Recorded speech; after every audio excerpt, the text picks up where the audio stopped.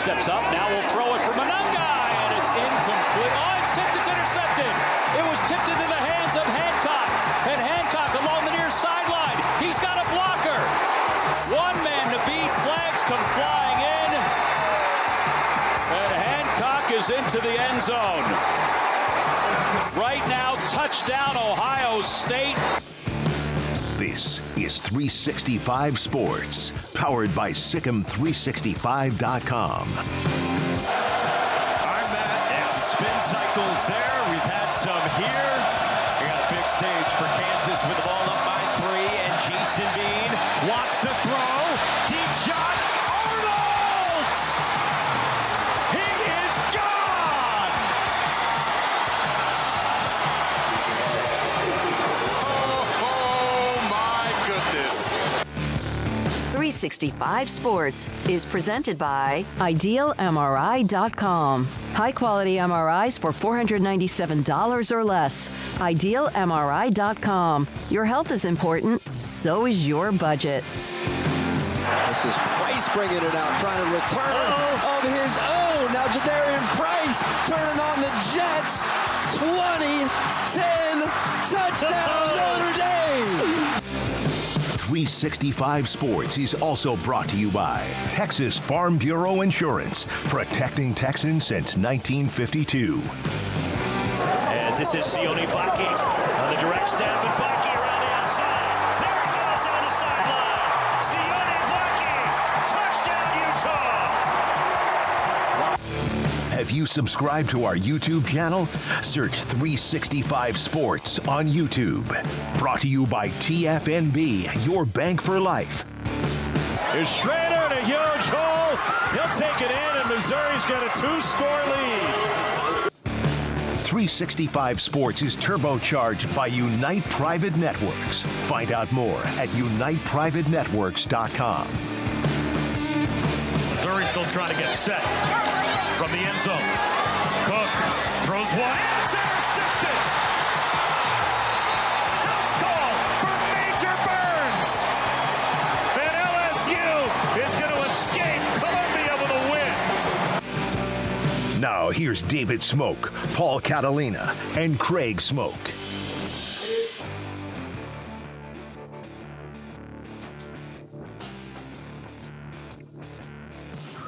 Here we go, 365 Sports. We start this afternoon, and today, news that is part of the getting ready for 2024 college football season and beyond, as the college football playoff format was voted on today from what was 6-6 to now 5-7. Here's Bruce Feldman, among many other national writers, who had the story from this morning about the college football playoff unanimously changing what will be the 12-team format starting this year and determined by the college football playoff, the 5-7. It will be 5 highest-ranked conference champions plus the next 7 highest-ranked teams, basically also known as at-large. The original plan, of course, was 6-6. It is now 5-7. We have a lot to get to. Let's get to a couple of quotes from Mark Keenan. He is the president at Mississippi State, also the chairman of the College Football Board of Managers. And then after this, we'll get to more of the details later. This is a very logical adjustment for the college football playoff based on the evolution of our conference structures, in other words, all the realignment, since the board first adopted the new format in September of last year, of 2022. I know this change will also be well received by student athletes, coaches, and fans. We all will be pleased to see this new format come to life on the field this postseason. So there is that. That's for 24 and 25, and of course they have work to do on what they do for 2026.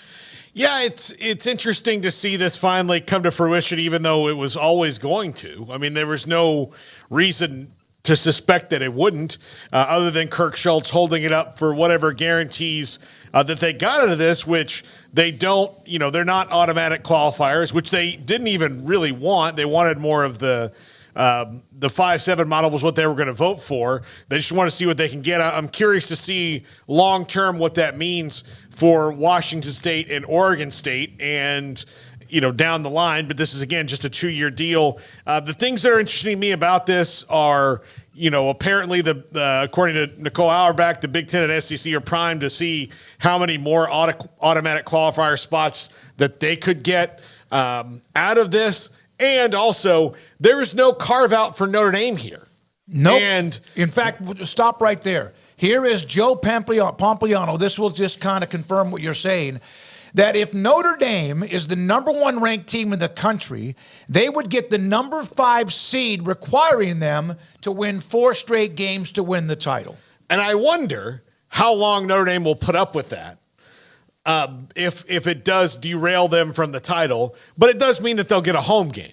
So I don't know. I guess Notre Dame needs to, look, you want to be independent and you want to get $60 million straight to yourself and all those things that you get with being independent. It comes with a sacrifice, and this is that sacrifice.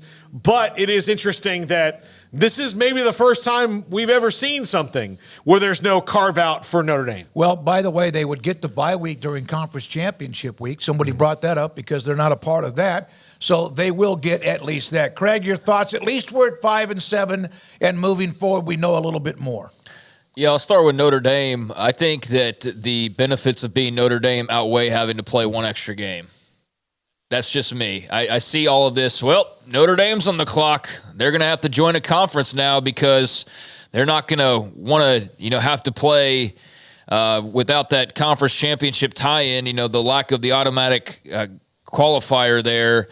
But it's just 1 game more, right? Mm-hmm. So is that worth trading away your independence and your solo television deal and the way that you've always operated and done things and the freedom to schedule how you want? And I know that there's other plans in place in theory that, the SEC or the Big Ten or whoever could come together and box out Notre Dame scheduling-wise and leave them to where there's only so many options. But maybe that's what happens. I'm not making any declaration. I just think that the Notre Dame's screwed now. It's 1 game. It's 1 game that they otherwise wouldn't be able to have the bye for, correct? So that's all we're really talking about as far as being the automatic qualifier. But it is of interest and it is of note, and I understand why people are pointing that out because maybe it is something combined with other factors that does eventually force Notre Dame into giving a ring to the Big Ten. But I feel like their phone's always available to call those leagues, and I don't know that today is like the thing that pushes you over the edge. But we will see. Like I said, there's nothing that's totally known right now. We're all just kind of flying by the seat of our pants with all of this and wondering how all of it's going to work out because Lord knows we didn't think that we would be here today this quickly as we are. There was thoughts that this whole conversation would drag out farther, and here, boom, dead A, boom, done, 5-7, passed, here we go, 2 years, and then we'll see what it looks like after that. So the Notre Dame thing is of interest, but I just don't know if that's enough to tip the scales in the favor of abandoning everything else that they've known for conference affiliation.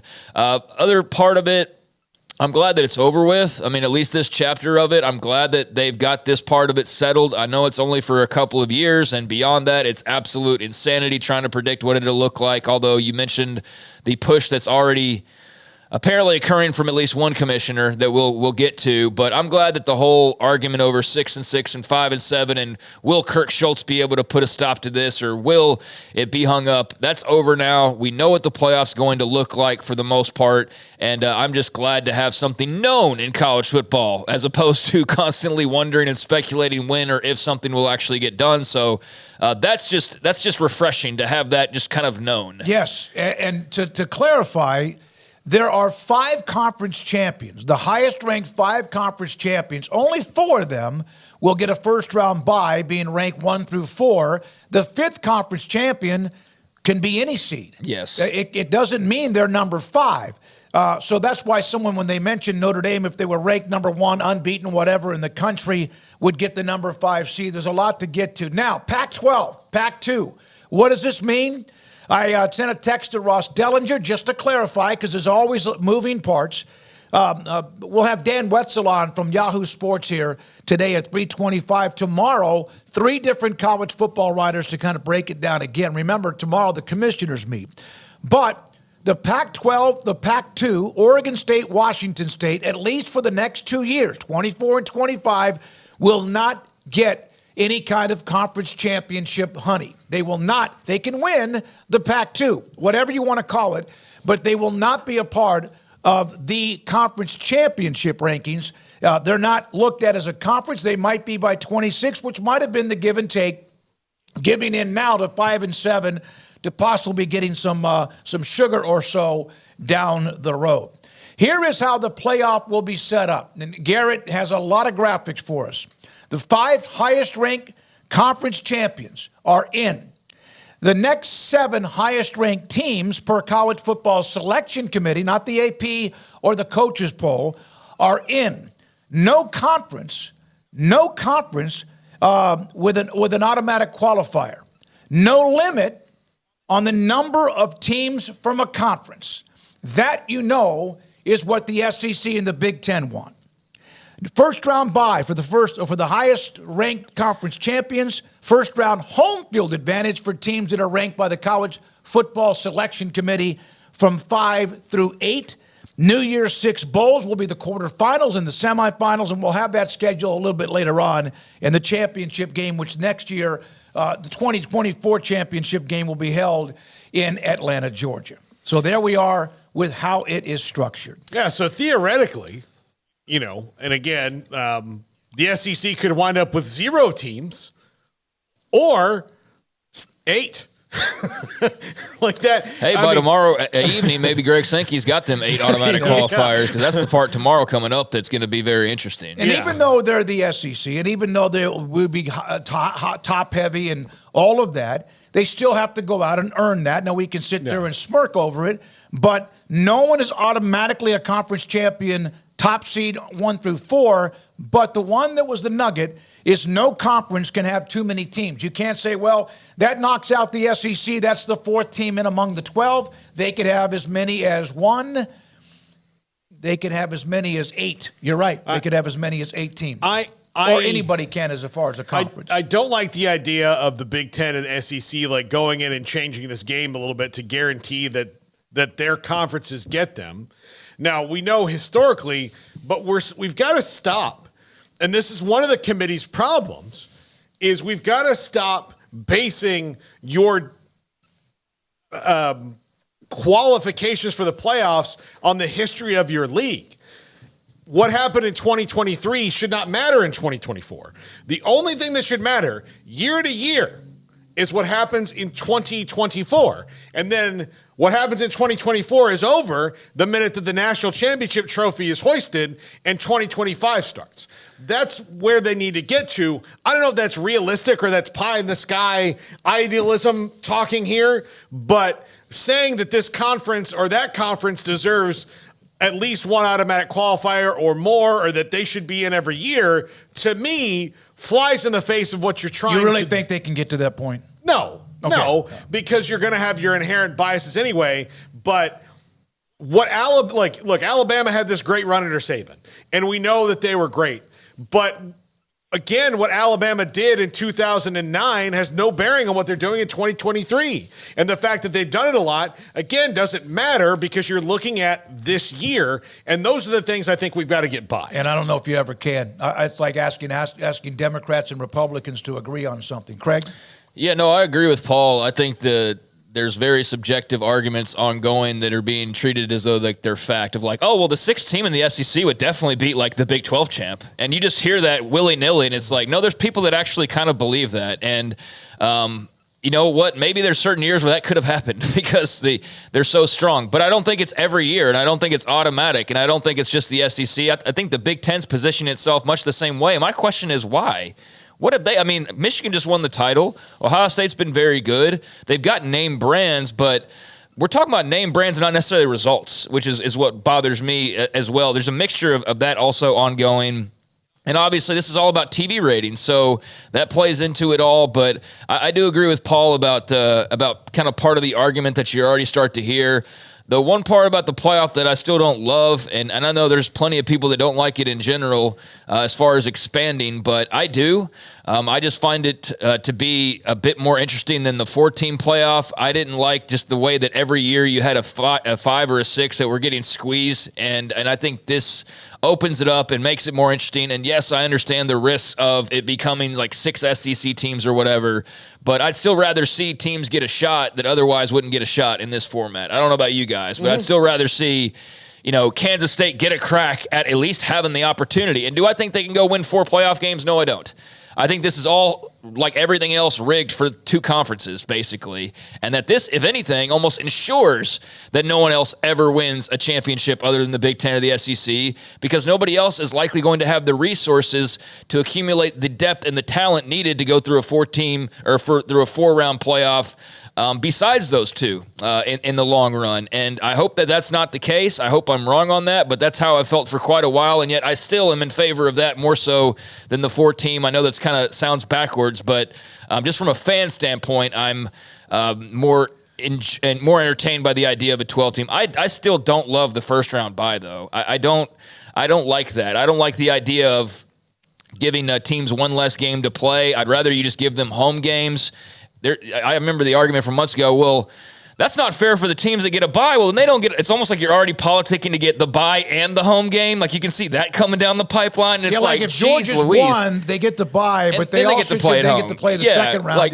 It's like you can't have everything, but I don't love that. And we'll see how it goes this first year. Maybe it's something that I changed my mind on, but just on the surface, I think the best teams don't really need to play less games. But I know there's buys in the NFL and so on and so forth. So that'll be something I'm very curious about. I do think that the way to argue for everybody to get home games would be down the line if you see the attendance not being great for neutral site down the line. Look, I'll go to the Sugar Bowl, but I'm not going to go to the Sugar Bowl and the Rose Bowl and the national championship game. Like if those attendance numbers slip, then they're going to have to adjust that in some way, and then we probably see a push towards home games in more than one round. If any decision's made on attendance or ratings, then it's not a true playoff. Well, fellas, I know it will be.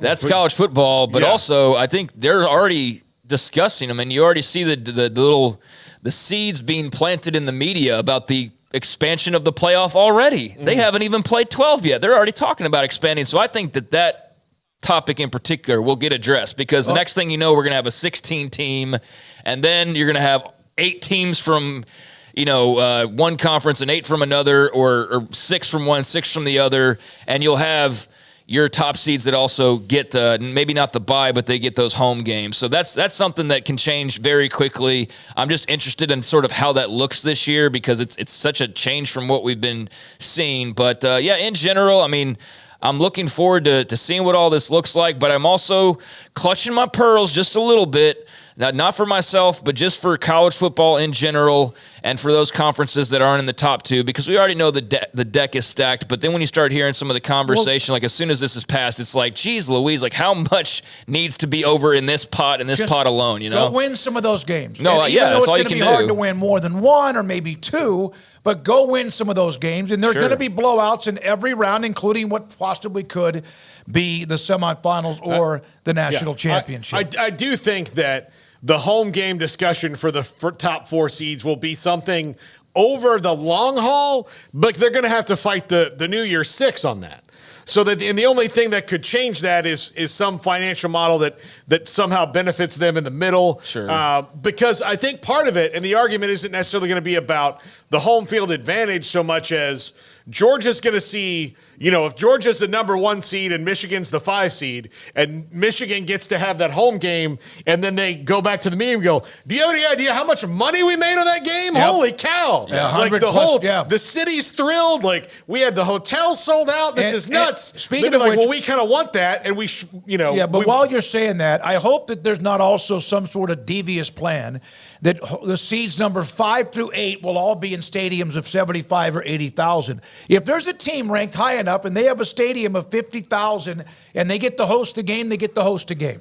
And that's going to be hard for some people to stomach. I can't wait to see 7th-ranked Tulane host a playoff game. You know what? They went out and earned it. They earned it. Yeah, I mean, I think that's just what people would like to know, though, is what am I going out and playing for? Or what are you going to change the rules to where it's, now I won out, but I'm not in the right conference. And so I don't, I think that those are the things that we'll just figure out as this process goes along. But the home field playoff games are going to be incredible to watch. Those atmospheres will be amazing. I think some that get the bye will miss out on the payday for sure, but I think they'll also want to be a part of that. I think you'll want to have a game in Athens to host the playoff round of 16, or I guess in this case, the 8 that are playing in that first round. But yeah, that's something that I just wonder about moving on past these first couple of years, and once we get a taste. And that's the thing, is this is brand new.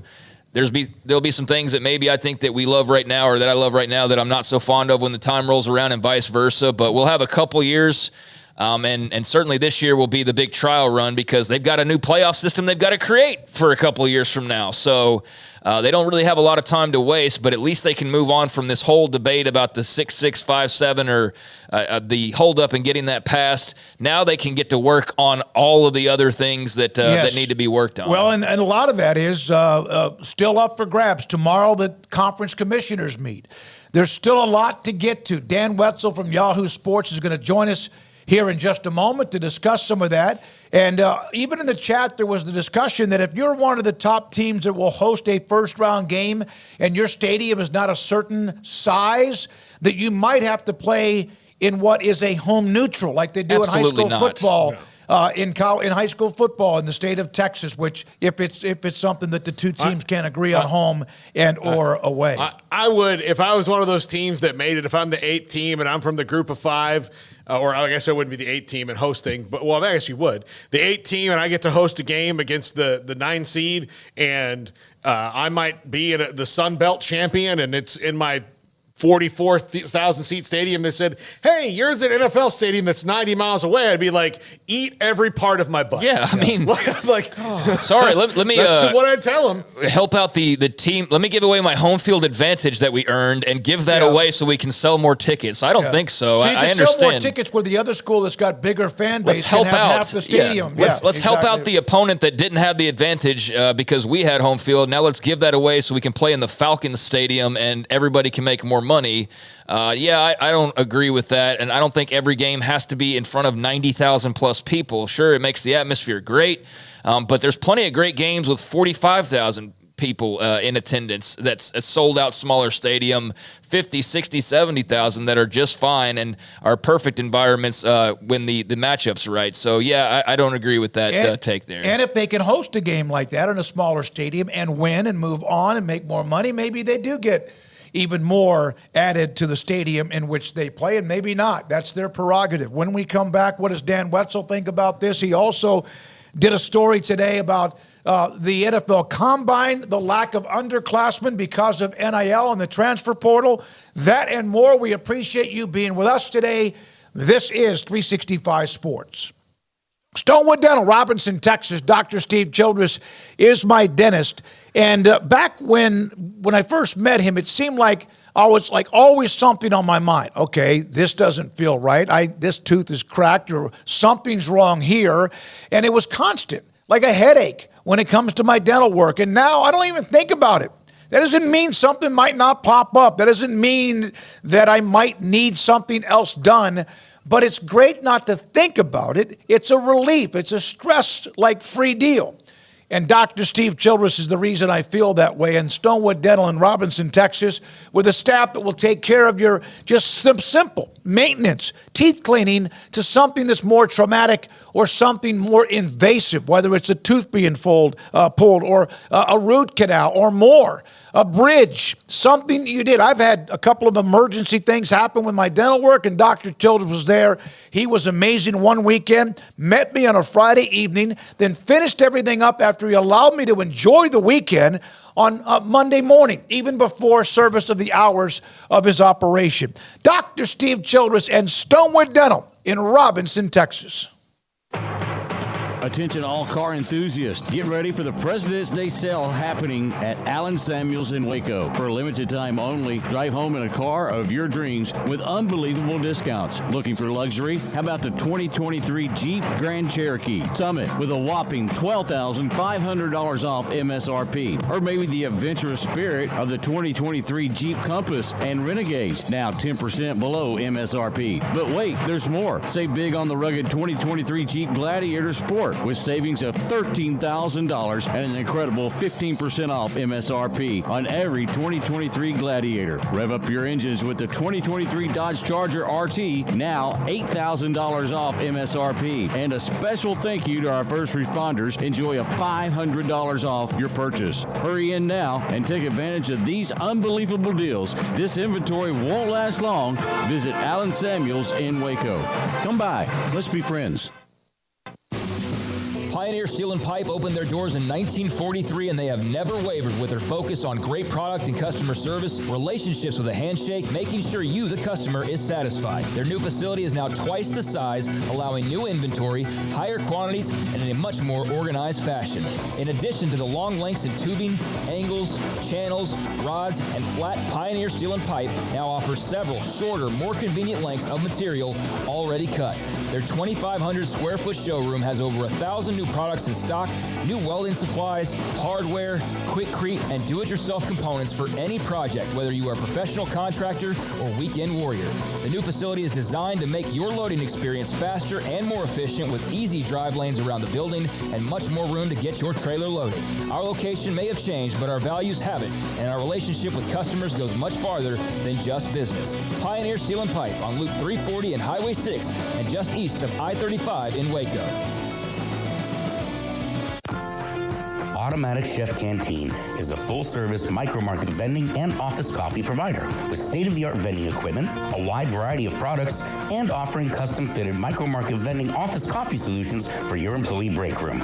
You want a full break room solution and a workplace oasis? Well, Automatic Chef Canteen, locally owned and operated for over 50 years in Central Texas, also includes in-house mechanics on call 24/7 for fast, reliable service and maintenance. Automatic Chef Canteen, 6900 Imperial Drive in Waco, or online at automaticchefcanteen.com. Looking to connect with Baylor alums in your area? Baylor Alumni can help.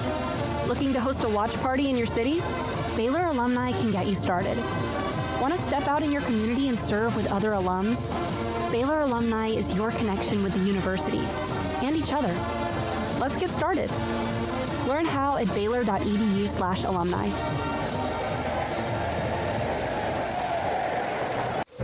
Stepping into the boots of a U.S. Army officer can add confidence and leadership skills to your son or daughter's career path. See all the things they can achieve in our boots at GoArmy.com. U.S. Army Waco Recruiting Company, 254-598-8131 or 254-776-1543.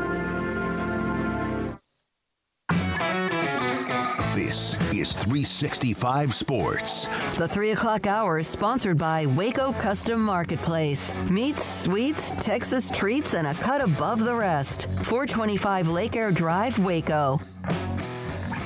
Dan Wetzel, Yahoo Sports, with us on 365 Sports. Had an article today, really good one, about how the NFL draft has been affected by underclassmen, not nearly as many as in the past. The trend is down with NIL and transfer portal. We will get to that.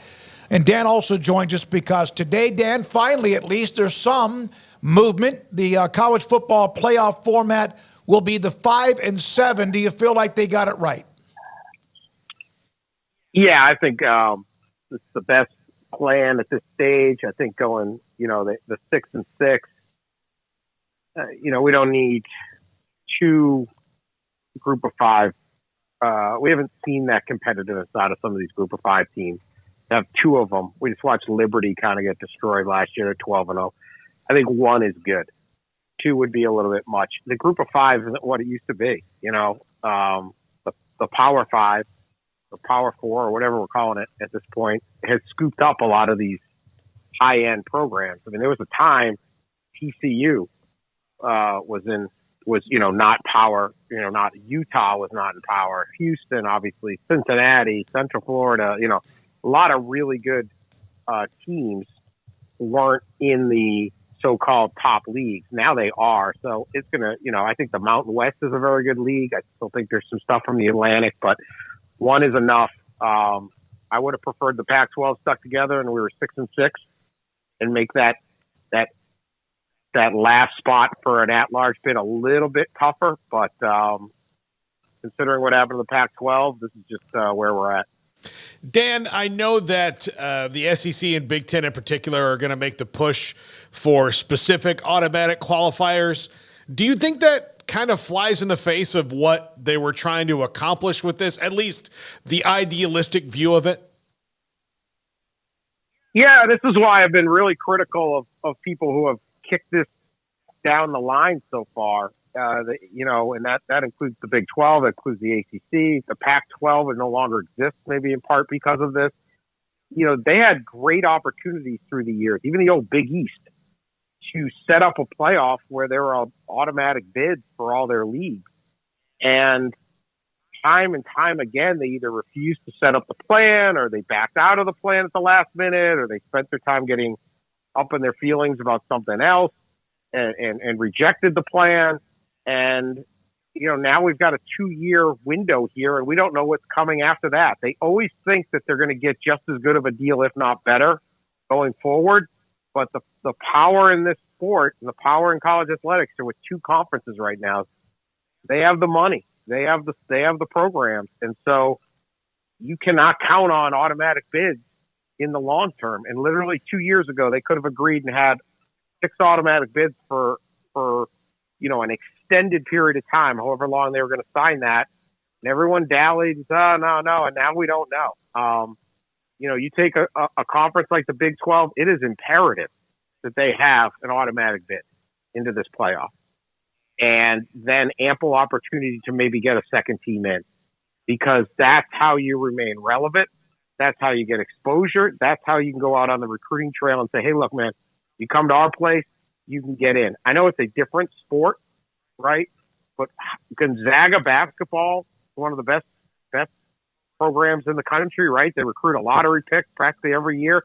They're in the West Coast Conference in basketball. They are not in a competitive basketball league, but they can say, look, we'll play a good non-con. You come here, we'll develop you. We can win a national title. Nobody can keep us out. We have an automatic bid. That's how you get the recruits to stay relevant. And if you lose that, it would be devastating for the ACC and the Big 12 and stuff like that. So now you a little bit, you have to count on the goodwill of the SEC and the Big 10. That makes me nervous. You just sound very confident there's going to be a lot of goodwill there, Dan. Got to be honest. I hope so. Yeah. I hope so. But I thought there'd be a Pac-12. Yeah. Yeah. If I came on here last year and said there'll be no Pac-12 1 year from now, or 9 months from now, you guys would have thought I was crazy. Never had me back on.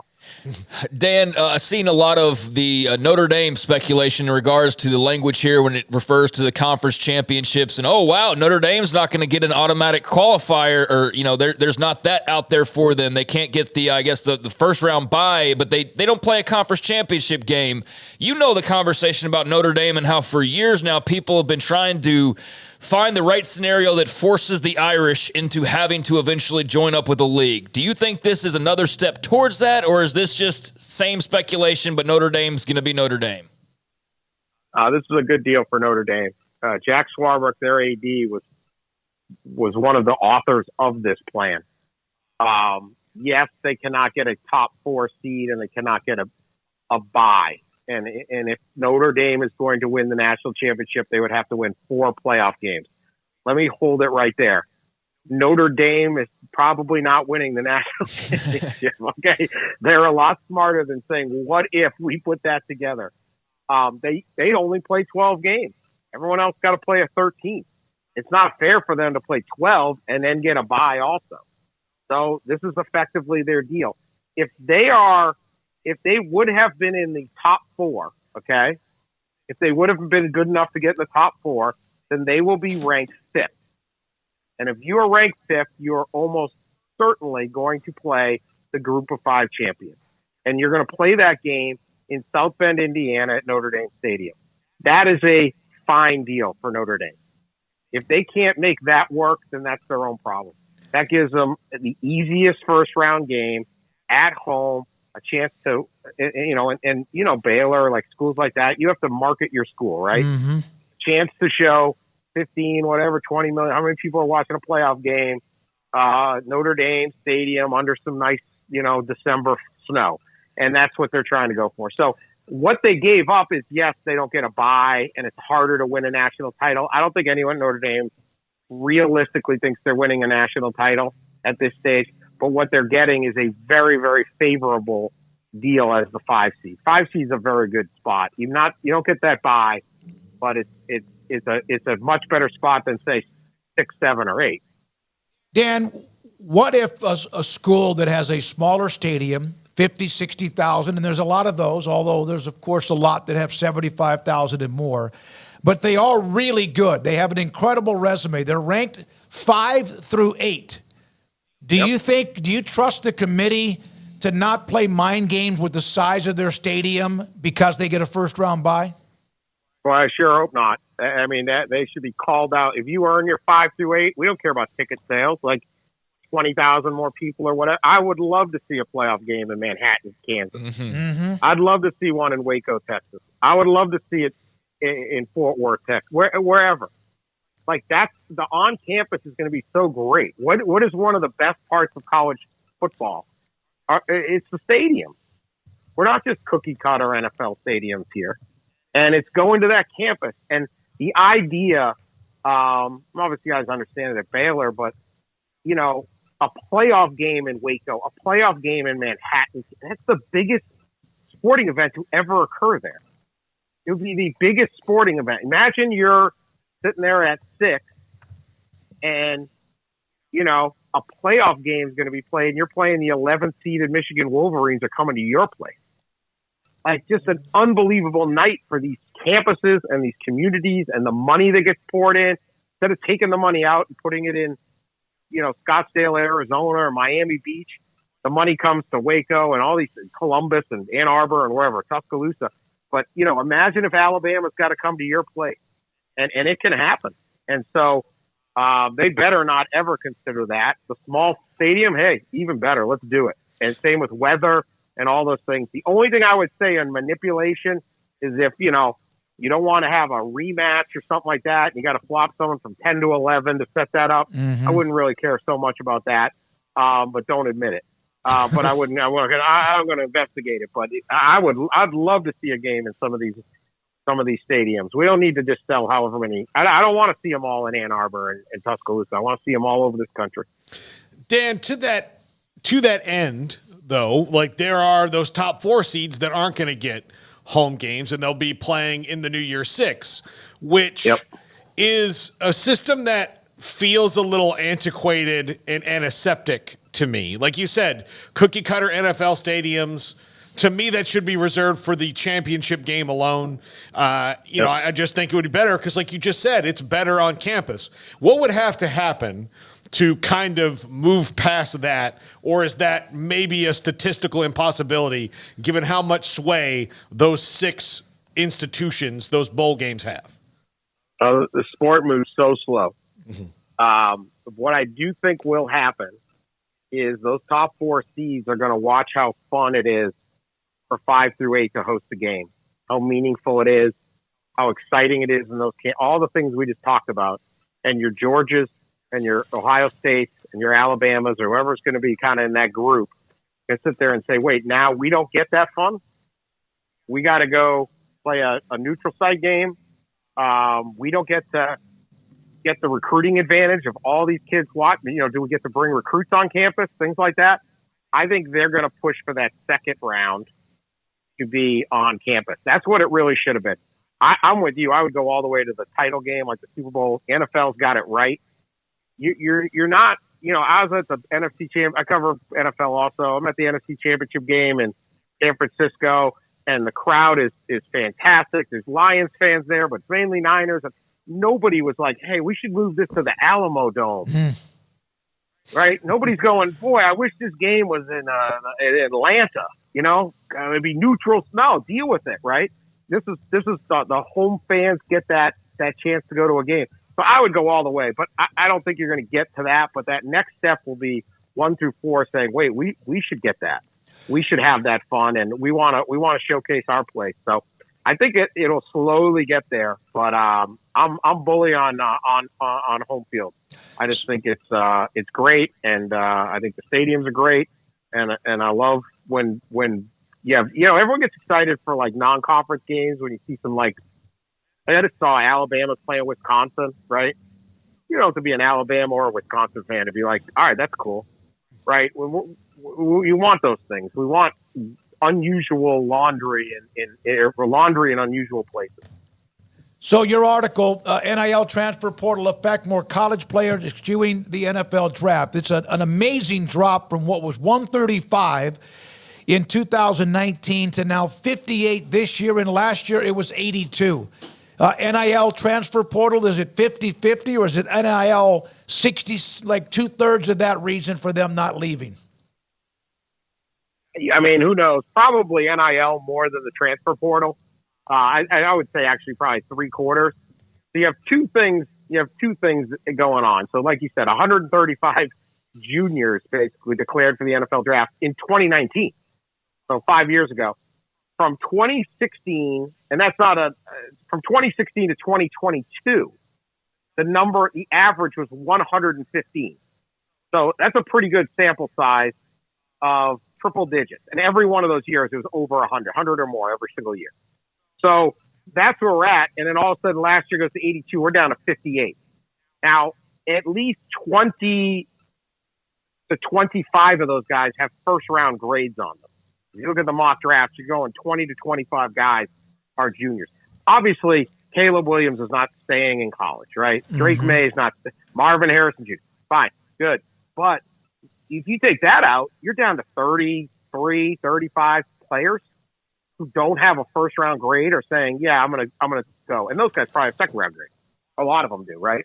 So you are keeping so many good players, and it could be Quinn Ewers. Or it could be a guy who says, I'm going to be the 4th round pick, but I'm going to come back for another year. So I think two things play into this. One is obviously NIL. As an example, last year, Michigan launched a fund called the One More Year Fund.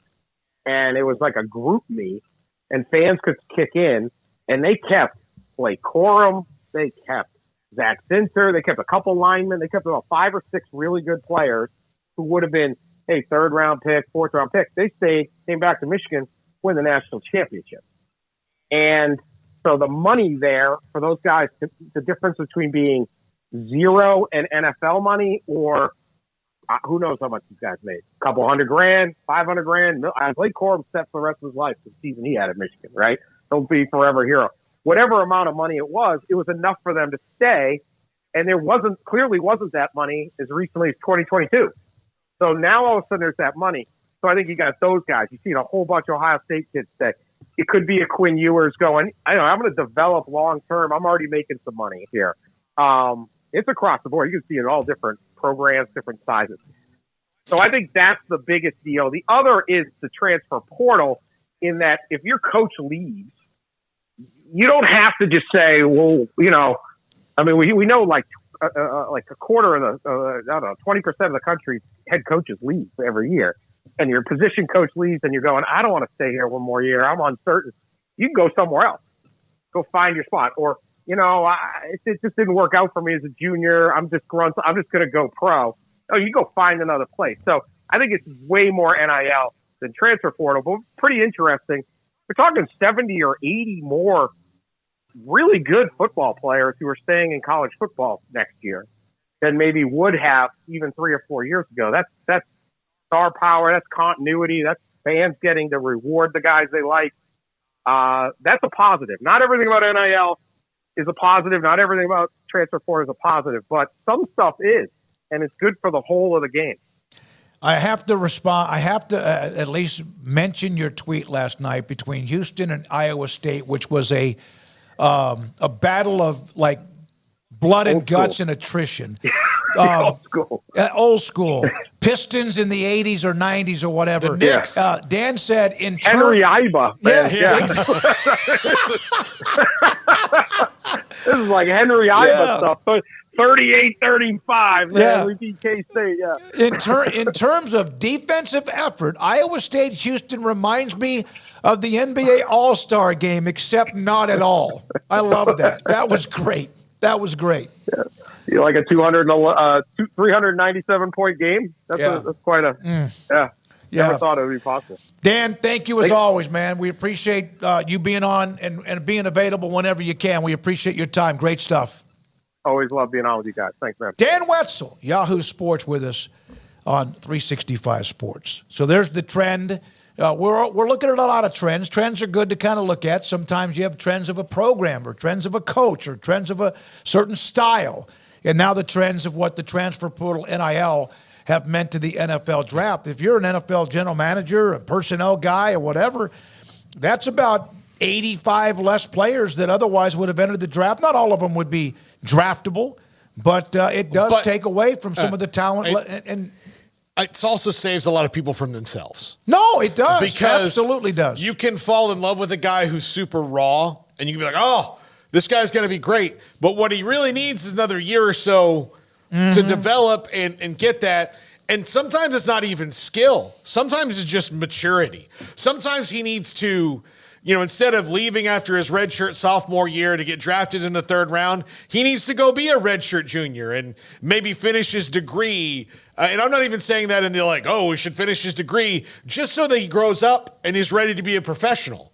And that's the case for anyone in life, but it also applies to athletes where sometimes guys, I'll use Vince Young as an example.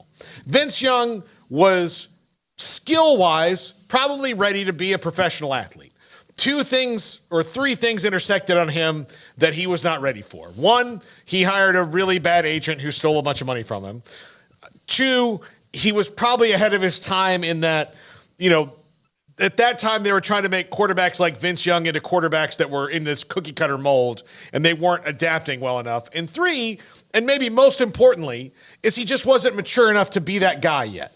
And sometimes, and look, he should have gone because he would never have been hotter than he was after that game. But sometimes guys just aren't ready emotionally, mature-wise. And I do think that this maybe helps them a little bit, and saves 2 sides from themselves. Yeah, I think that will be the case in certain circumstances. I think with Vince Young, like you said, though, to that particular point, there's no hotter that you could get than Vince Young was when he decided to leave. And you know what? While I understand the angle, his actions said that he could have stayed another 4 years and he might have still gotten into some trouble. You can't guarantee that. But what I think, kind of to your point here, is I think the guys who leave simply for the money maybe starts to turn into more of a drip. Not that there was like a waterfall of guys that were only leaving early for money, but those guys that just really need to provide for their families, if you're good enough to get money on the NFL level, you're certainly good enough to get it on the college level through NIL. So paying the electric bill for your parents or putting your sister through school or whatever it is that you feel like you're having to provide for your family or need to provide, you can now get that through the NIL ranks as opposed to just trying to jump into the NFL to make a quick buck and hope that it works out and then you make a bunch of big bucks. And let's face it, guys, like we've seen some players over the years that are kind of delusional. Like they don't have people telling them like, dude, you're not playing in the NFL. That still have NFL aspirations. That's like, you're in year 6 and you've never started.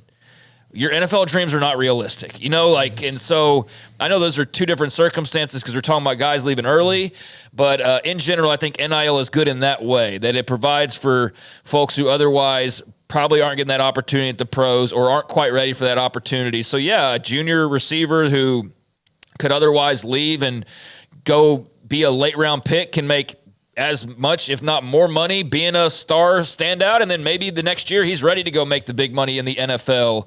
But, I think that NIL has certainly played a huge role in the number of draft eligible or draft declarations, and I think that's beneficial so far. And I don't think the NFL's really in a hurry of like, no, we've got to get him while he's 22 instead of 23. I don't think there's necessarily a huge rush. Now, maybe when you start getting these quarterbacks that are like 32 years old by the time they graduate college at this point, that'll become more problematic. But what's another year of maturation as opposed to getting a guy who's green and raw, and you have that as well. They're doing more of the developing for you that you don't have to worry about. You get more polished players in theory. So, yeah, I think there's a lot of benefits to it. You know, I know some of the guys that left after the 2016 Baylor season with all the transition, but KD Cannon could have used another year. He was a spectacular. Yep. His best game ever might have been his last game ever against Boise State in the bowl game, but he really never hit with an NFL roster. He was on some practice squads, et cetera,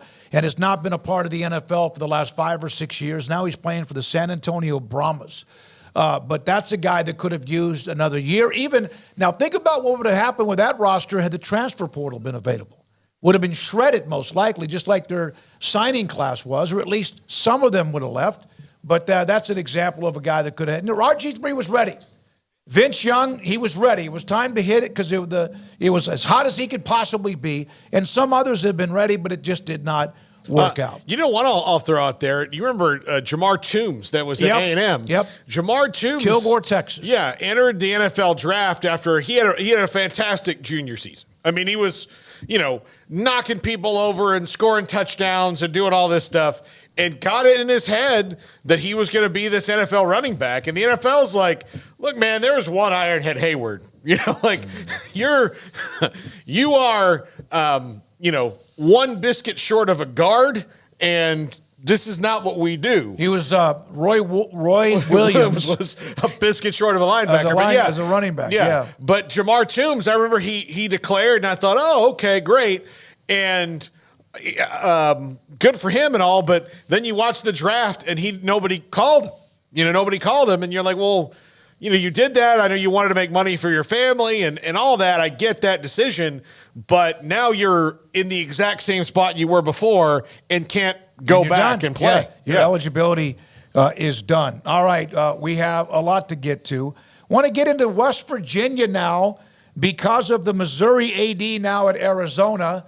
What does that mean for Wren Baker in West Virginia? That's at least a note. Bob Thompson on the latest involvement when it comes to ESPN and the college football playoff. A quote from him: yes, we will look at last night's Big 12 basketball and tonight's schedule with Baylor in Provo. And what a game last night in Houston between the Cougars and also Iowa State. Much more to get to. And we also need to get into the actual games after the first round home field advantage games in the college football playoff. What bowl games, at least for this year, will be attached to the second wave of games. This is 365 Sports. Samantha DeBall, TexasBeefHouse.com. The auctions keep on being, from what I can tell, a great success, Samantha. Yes, and they are so much fun. We have people that come out that have never been to any type of auction, and they have so much fun. You can hear and feel the energy in the room, especially when people are high-fiving each other when they've won a lot, or you can tell when people are just bummed when they didn't get that one and they're waiting for the next one, but the energy is just so awesome. Your father said it's been so successful, you're looking at doing even more and more into the future. Is that correct? That is correct. We don't have a date yet, but we're looking at maybe possibly sometime in April doing another one. And this one will again be a live auction along with being able to bid online for people that are not local. Farm-raised, aged Wagyu beef. And now people can get it as they want it. The fact that they can control how much they buy and also how much they pay. How really cool is that? What we like to call it is price discovery. So we don't want to put a price on our product. We want you to decide what you want to pay for our product. So you get to bid what you want to pay. Samantha Duvall, the great company that continues to set the standard in the beef business at TexasBeefHouse.com. Cars priced right both day and night. Average your car in Texas. Trucks built for you, red, white, and blue. Average your car in Texas. Cars that zoom with lots of room.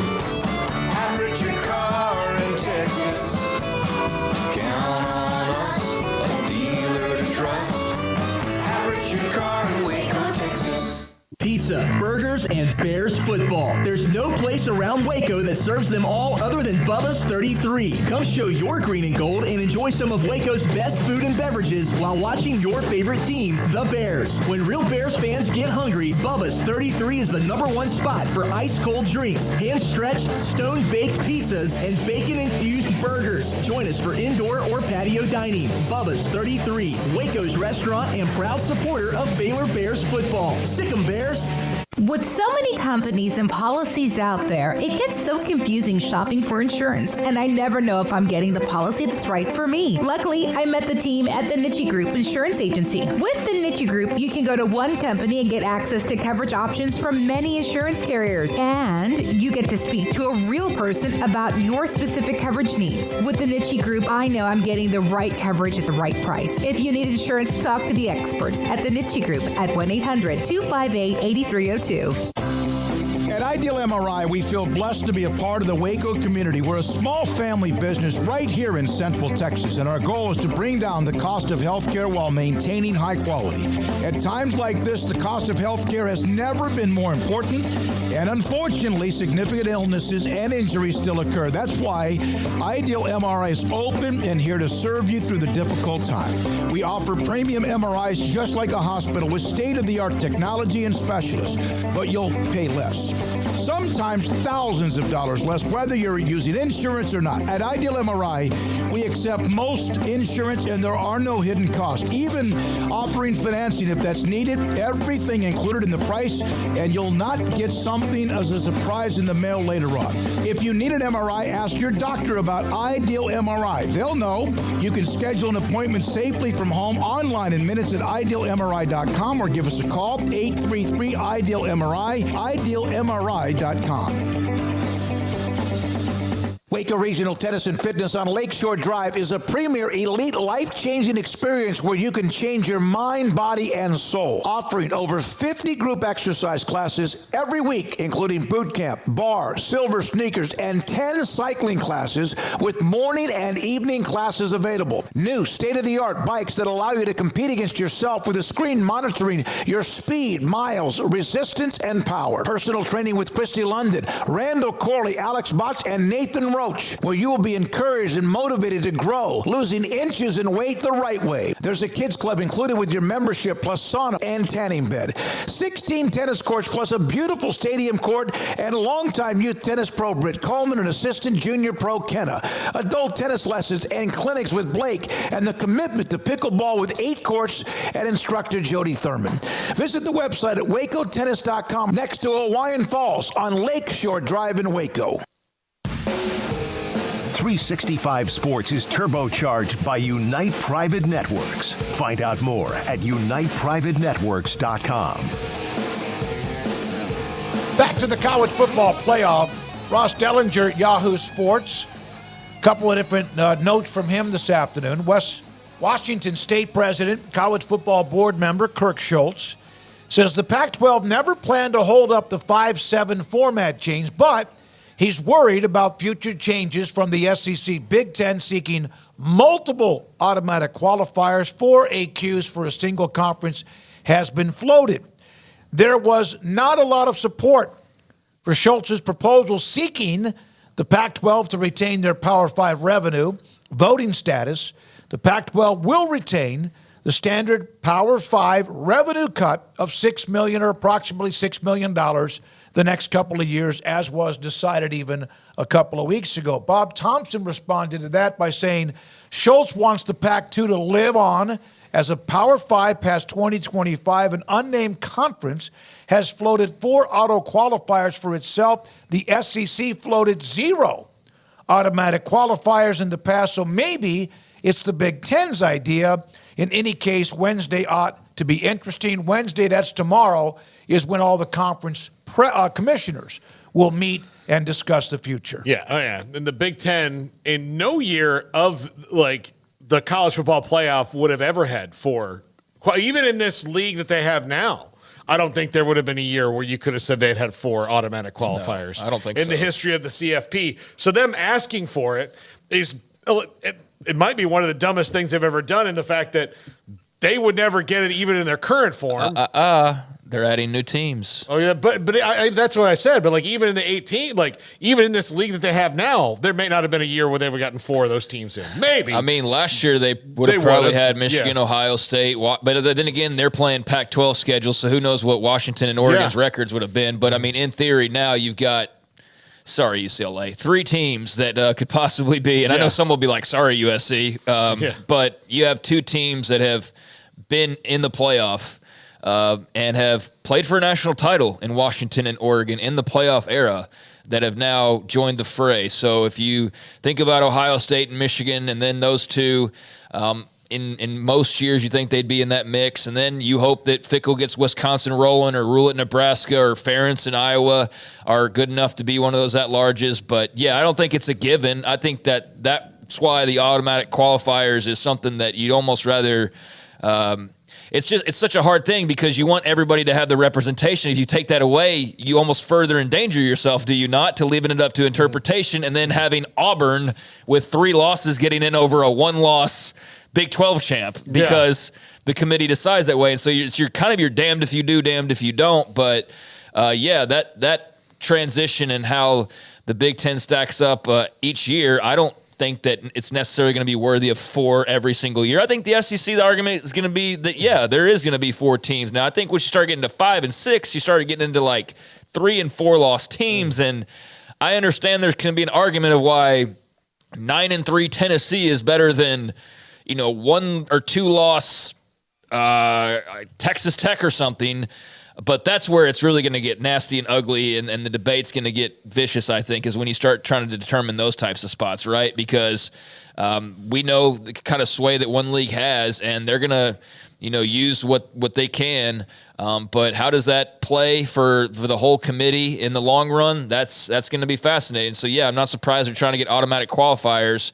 And I do think that that's going to be one of those big topics tomorrow that'll be very interesting to hear more about when they start to get together, because those are now the details that we wonder about. Those are the details that'll now start to come out now that this format's the 5-7 is settled. We can move on to other business, and I'm looking forward to that. Go win big non-conference games. Yeah, you're going to have to. You could even, if you do that, you might have a burp or a mulligan if you're not among, for example, the SEC or the Big Ten. Go win the opportunities to beat teams that are also Power 5, Autonomy 5, Autonomy 4, whatever they're called, even if it's not against a top 10 opponent. Go beat those other conference teams when you have a chance to play them in any kind of non-conference setting. I do think the funniest thing that's been said all day by anyone in the college football world is there was not much support for my proposal for us to remain a Pac-5. And it reminds me when I was living in Florida and they were trying to get the new Marlins Stadium built, there was a state senator from Miami that for 3 straight years in a row, when they were doing the budget, would say, like, we need the whole state to pay a tax for this baseball stadium in Miami. And every year, like the guy from Pensacola and the guy from Jacksonville and, somebody from Tallahassee or Ocala would be like, you do know how far you are away from us, right? Like we're not Rhode Island. Like this is not a state that you can go across in 28 minutes. This is, it's 8 hours, 9-10 hours from Pensacola to Miami. I'll never go there. Like, there's never going to be an occasion where I'm like, hey, the Marlins are playing the Cardinals. Let's zip on down to Miami and go see that. And that kind of sounds like it was to Kirk Schultz, where it's like, hey, you guys should still give us this money. Why? Well, we were used to it. Yeah. I'm really interested to hear more from Schultz on just what the conversations were like. Because, I'm not surprised there wasn't support for. So you guys are it's just you two, and you want the same as the, 16-team SEC and the 18-team Big Ten and the, what are we looking at, 16-team Big 12, and what's the ACC at now? They at 16 too? I can't even recall at this point. I honestly don't know if I could name every team in each conference. I could easily do that, easily. Off the top of your head? Oh, yeah. I mean, it's only a few Oklahoma and Texas are going to the SEC. Well, we only have 3 hours. No, I know. USC, UCLA, so on and so forth. But everybody's got at least 14 now, right? So to think that a 2-team conference is going to get the same I guess, nod. Yeah, that was not realistic, but he's fighting for his people, and that's all you can do. And so I'm really interested to hear the next interview with Schultz where he dives in on the talks behind the scenes. But, yeah, I don't think that comes as much of a surprise. But, what concessions or assurances were given, that type of a thing. What kind of conversations and details are in those conversations would, I think, be of interest to a lot of people. I don't know this just glancing through 3 or 4 Big 12 schedules. I don't know of the 16 teams who have are there even 5 alpha non-conference games among anybody from the Big 12? I think the biggest one would probably be Penn State and West Virginia. Yeah. Houston, Oklahoma. Yeah, that's about it. There you go. Baylor, Utah. Oregon's off Texas Tech schedule now. Their biggest game non-conference would be Wazoo. Washington State. Colorado plays Nebraska. Yeah, okay. So, no, that doesn't count. We know that. No, I mean, but you got to win those games. And see, you don't have to beat Michigan or Alabama. That would be, the cherry on top and whipped cream. But go beat those teams that are even a part of the midsection of a couple of the bigger banger conferences if you possibly can. Now, yes, while that's important, I can give you a very recent example of where it didn't matter. Florida State went 2-0 against the SEC this year, and then they were like, Yeah, but their quarterback got hurt. Yeah, but their quarterback got hurt. So that's what they're going to have to do. And the ACC, I think it remains to be seen with them as far as what that league even looks like. They have those questions to answer before they worry too much about, I guess, the rest of how the playoff teams may fall. But yeah, the Big 12 will be at a disadvantage, you would think, and the SEC and Big 10's a question of not if, but how many teams they'll get in on a regular basis. So it's a brand new world. It's one we've been talking about for a while, but it's official now, even though there's a lot more details to iron out. And so, yeah, let the debate begin on how this is going to sort itself out. Here are some non-conference games. And, again, these are some midsection games, but they are still against some of the bigger the 2 alpha conferences based on perception and, in some cases, success and numbers, etc. Kansas plays Illinois. Mike Bean, we're doing our part. Wet blanket, Oklahoma State plays SEC Arkansas. Iowa State, Iowa. Yeah, Big Ten, there you go. Last year, the ACC was not only 2-0 Florida State against the SEC, but also 6-4 overall. That didn't help either. Kansas State plays Arizona in a non-conference game.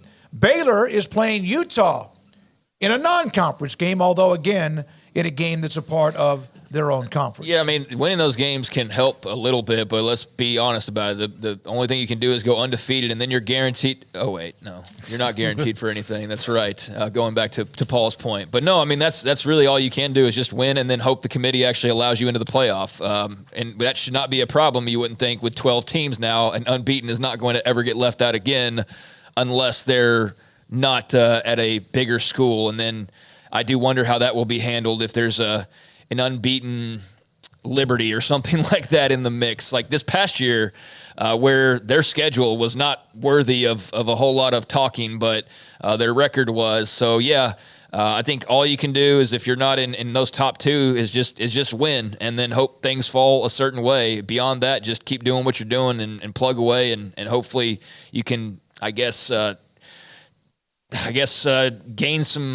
gain some ground and make it less of an obvious imbalance, but it's going to be easier said than done. All right, so this little nugget on Wren Baker. He was with Mack Rhodes at Missouri. He was at North Texas.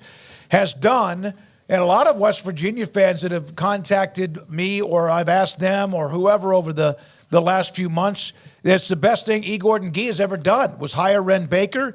Just be careful about, again, the shrapnel. I have not reached out to Wren Baker, but Missouri's open if you want to go back because guess where he once was? Missouri. During a pretty difficult time. In fact, Missouri Power Mizzou listed him as the number 1 candidate to replace the AD now at Arizona. So just a thought or two about how it's like the Baylor thing. About 2 of their coaches gone from what Nick Saban did and then what DeBoer's staff ended up doing because the Seahawks became open. All that kind of opened up Pandora's box. Well, Wren Baker is in the Mac Brown tree, and Mac was there at Mizzou before he was here at Baylor. So I think I think that would make sense. But again, who knows? Athletic director searches are much harder to figure than coaching searches because you don't really know where the president and the people lie on this. And, like Iowa's easy because they had the same interim AD for a while and then they just gave her the job. But when you have somebody that, just leaves kind of abruptly how it did, it's a little bit different to peg. Now, I want to get into one thing about the NIL that I've said this, and I think it pretty much was stomped, not because it was dumb, but because that may never get to this point. There's a woman named Nancy Skinner. She is I believe it's a senator out of California.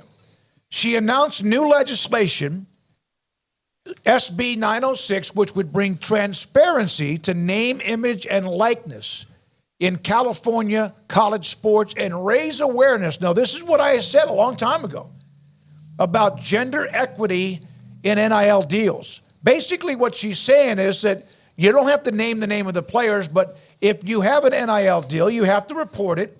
You have to report how much it is. You have to report, is it going to a male student athlete or a female student athlete? Shining the light on NIL to give us a better understanding of whether it's contributing to gender inequity in college sports is about the only way that Congress would ever jump into it, and even probably not, is if all of a sudden you start worrying about Title IX? Well, as long as they have the same opportunity, NIL, here's the thing that she may be a little bit wrong about. NIL is the free market. Is the value of what you have on the open market. So it's not... If the school, now look, if you start collectively bargaining with athletes and you have to do things, that way, then there's going to be some Title IX component to that to make sure that, we have to play football players, $70,000 a year, to start, with cost of living and all that increasing. But we're only going to pay women's softball $12,000. Well, there's going to be some equality things in there for sure, but NIL, as it stands right now, is the free market. So you're only as valuable as people want to pay you for it. So supply and demand. It doesn't fall under, especially since the NCAA is just barely regulating it. I don't see how that. we'd have to get Dan Lust to explain why she says that's the thing, because right now the NIL rules are pretty much, if you want to entice somebody to come there, which is not supposed to be, or you're a company that wants to use this person as a marketing agent, that's what it's supposed to be. But I still think that somehow or another that could become a little bit more energy towards it if, in fact, 90% of the NIL money is found to have been going to the male student athletes. And again, that you're right, it's a value of name, image, and your likeness. Your name, your image, and your likeness, it is part of the value of what others may think of you. All right, again, let's go back to this college football playoff, the 5 and 7. Thank God this is at least part of it's over. Now we know the highest ranked 5 conference champions, top 4 will get a first round bye, and the 5th one will get to host a game on their home field. On top of that, now how do these games get played out? Here's the schedule that the college football playoff had released before, even to the point whether it was 6-6 or 5 and 7. The first round games will be just the week before Christmas. There'll be a game on Saturday, and 3 games on Saturday, and also 1 game on the Friday before that. So that third and a half week in December, all on someone's home field. The quarterfinals would be a week or so later. You would have about a week and a half later. Not if you play on the 20th and then you play on the. Oh, okay. I'm sorry. I thought that said Friday's 21. the first game. All right. Yeah. Okay. I misread the date. I'm sorry. You're right. A week and a half later. So you get a chance to breathe, which means the teams with a bye will have, in some cases, 2.5 weeks, which is, what it used to be when you had a conference championship game and then a bowl game. So December 31st, you have the Fiesta Bowl, the Verbo Fiesta Bowl. Then the very next day, you would have the Chick-fil-A Peach Bowl. That game would be in the early afternoon. The Rose Bowl, and then also the All-State Sugar Bowl. So those would be the 4 quarterfinal round sites. The semifinals would move in to, of course, January 9th, Capital One, the Orange Bowl. And then on Friday, it would be the Goodyear Cotton Bowl, which is in Arlington. And that would be an evening game, too, on back-to-back nights. The championship game would then be from January 10th. You get another 10-day break, and that would be at the Mercedes-Benz Stadium in Atlanta, Georgia. Last year, it was at NRG in Houston. That's a long, long time in some cases for teams to play, to rest up, to not have to play, and that's what you get for being a top 4 seed. Yeah, I do think it's a little bit, in my opinion, it's a little too spread out. I would want to maybe get right to it, but not even the NFL spreads it out like that. No, like it's just a little bit like what is it? One team gets a bye now? Yeah, in each conference from December. Like just say December 7th, which would be about the latest that the conference championship games could be, to January 20th is 6 weeks. Like that's a long time I'd rather just tighten it up a little bit. Tighten it up. I agree with you. Just not like, I'm not telling you need to lose 50 pounds. I'm telling you need to lose 10. Just lose weight. Yeah. But just trim it up. Craig, you think there's too much time in between when the thing is set, the field is set, and when they finally start to play? I haven't really given that a whole lot of thought. I just have really concentrated more on the actual sites and the actual process of teams getting selected. I haven't worried too much about the time in between games, but yeah, 10 days between games seems like quite a bit, but if you're all of a sudden asking people to play 4 more games potentially than they've been playing, that's going to be something that is going to just have to be, I guess, sifted out and spread out. You're not going to have them playing all those games in a short amount of time, I guess, the way that we would like it weekend after weekend after weekend. So, yeah, I don't know. I guess we'll see how. I think everybody's just trying to figure out what this even looks like and how it even goes this first year. It's like anything else you do for the first time. It's not going to be perfect. Mm-hmm. We're going to say, there's too much of a wait between the first and second round, or damn, maybe those teams with buys would rather have home games or whatever it may be. It's not perfect, and it'll need tweaking. So maybe that's one area that it needs tweaking. But, yeah, that does seem like it's a little disjointed as far as the in-between round number of days. It's just kind of, 10 and then 8 and then 7 and then or whatever it was. That seems like a little weird. The Big 12 championship game this year will be again in Arlington on December the 7th. If you win the Big 12 and you're among the top, if you don't get a bye, you would play 13 days later. If you do get a bye, you would then play 24 days later. That's what I've never liked about the bowl season is that, you could end your season on Thanksgiving weekend, and then you're playing just before New Year's. And by that time, especially now with the roster defections and all that, I'm watching a spring scrimmage between 2 schools. It's just tighten it up. Tighten it up. Eat a salad. College football. I'll tell you one thing. I remember when Nebraska went through a struggle in the bowl games, and a lot of it was because they were playing Miami and Florida State all the time. And one of the things that finally Tom Osborne realized was that they ran the option, which is a precision, not that any offense is not precision, but a very highly efficient precision offense when you run the option. So they finally started to get more physical early during the bowl practices and started to have a lot more, get after it pretty quickly because it just seemed like they would lose a little bit of that, mojo. And finally, obviously, they started getting better players and could play against Miami and Florida State and others. But that was one of the things that they struggled with. And you wonder if are you getting the same teams I'm happy it's 5 and 7. I'm happy the conference, and I'm glad that it's 12. But are we going to get the teams that are well-oiled machines that win conference championship games or highly ranked? Are we going to get them when they start to play games that lead to the national championship? It didn't hurt Michigan.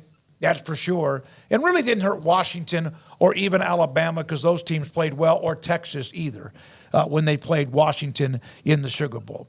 All right, it's 4:20. Last night, Houston and Iowa State in men's basketball. We'll get into that and more. And this is 365 Sports. Pioneer Steel and Pipe. 1943, they opened their doors And up until a couple of years ago, less than 2 years ago, they had the same place, the same business. They still are the same business, Pioneer Steel and Pipe, but they moved into a new location in December of 2022. Pipe, steel, and metal. They have what you need, from every little small piece and part to what you need when it comes to pipe, steel, and metal to build things, commercial or real estate. Maybe even if you have a ranch, at your ranch, or maybe in your backyard if you have some land to build a metal building. Or if you're going to build a building or a business, they have all of what you need, from the tiniest parts to the biggest pieces of pipe, steel, and metal. And also connections with contractors who they trust to pass along that information to you so you can trust that process too. Pioneer Steel and Pipe, since 1943, just east of I-35 on Loop 340 and Highway 6 in Waco. Developed by Startup Waco, a nonprofit organization, GXG is a program designed to support the entrepreneurial development of Baylor University student athletes through NIL activations. The program helps student athletes maximize their platforms and offers a comprehensive support system for them to create and grow new businesses that not only benefit themselves, but also uplift the local economy. Fans who wish to support student athletes can donate to GXG via the GXG NIL Fund, BaylorBears.com/GXG. Contributions to support NIL activations through GXG can be made at BaylorBears.com/GXG. For more information, follow @GXG_GreenXGold on social media and visit the official website www.gxg.startupwaco.com. GXG, empowering student athlete entrepreneurship and uplifting the local economy through NIL activations. When we moved to Texas, we were like fish out of water. We didn't know anyone in our neighborhood until our Texas Farm Bureau insurance agent came to the house. She was so helpful and reassuring, a friendly face with that Texan hospitality I'd heard about. When we purchased a Texas Farm Bureau insurance policy, we knew we were making the right choice. We knew our family would be protected. Stop by and see our agents at one of our 3 McLennan County locations. Coverage and discounts are subject to qualifications and policy terms and may vary by situation. Established in 2007 and independently owned, Alliance Bank Central Texas is committed to helping families and businesses meet their financial goals. From their tellers to their board of directors, they know the importance of superior service and competitive products. Customers have confidence knowing that their financial needs are in good hands. It's your bank, Alliance Bank Central Texas, with 2 Waco locations, 4721 Bosque Boulevard and 191 Archway Drive on Highway 84, and at AllianceBankTexas.com. Member FDIC and equal housing lender.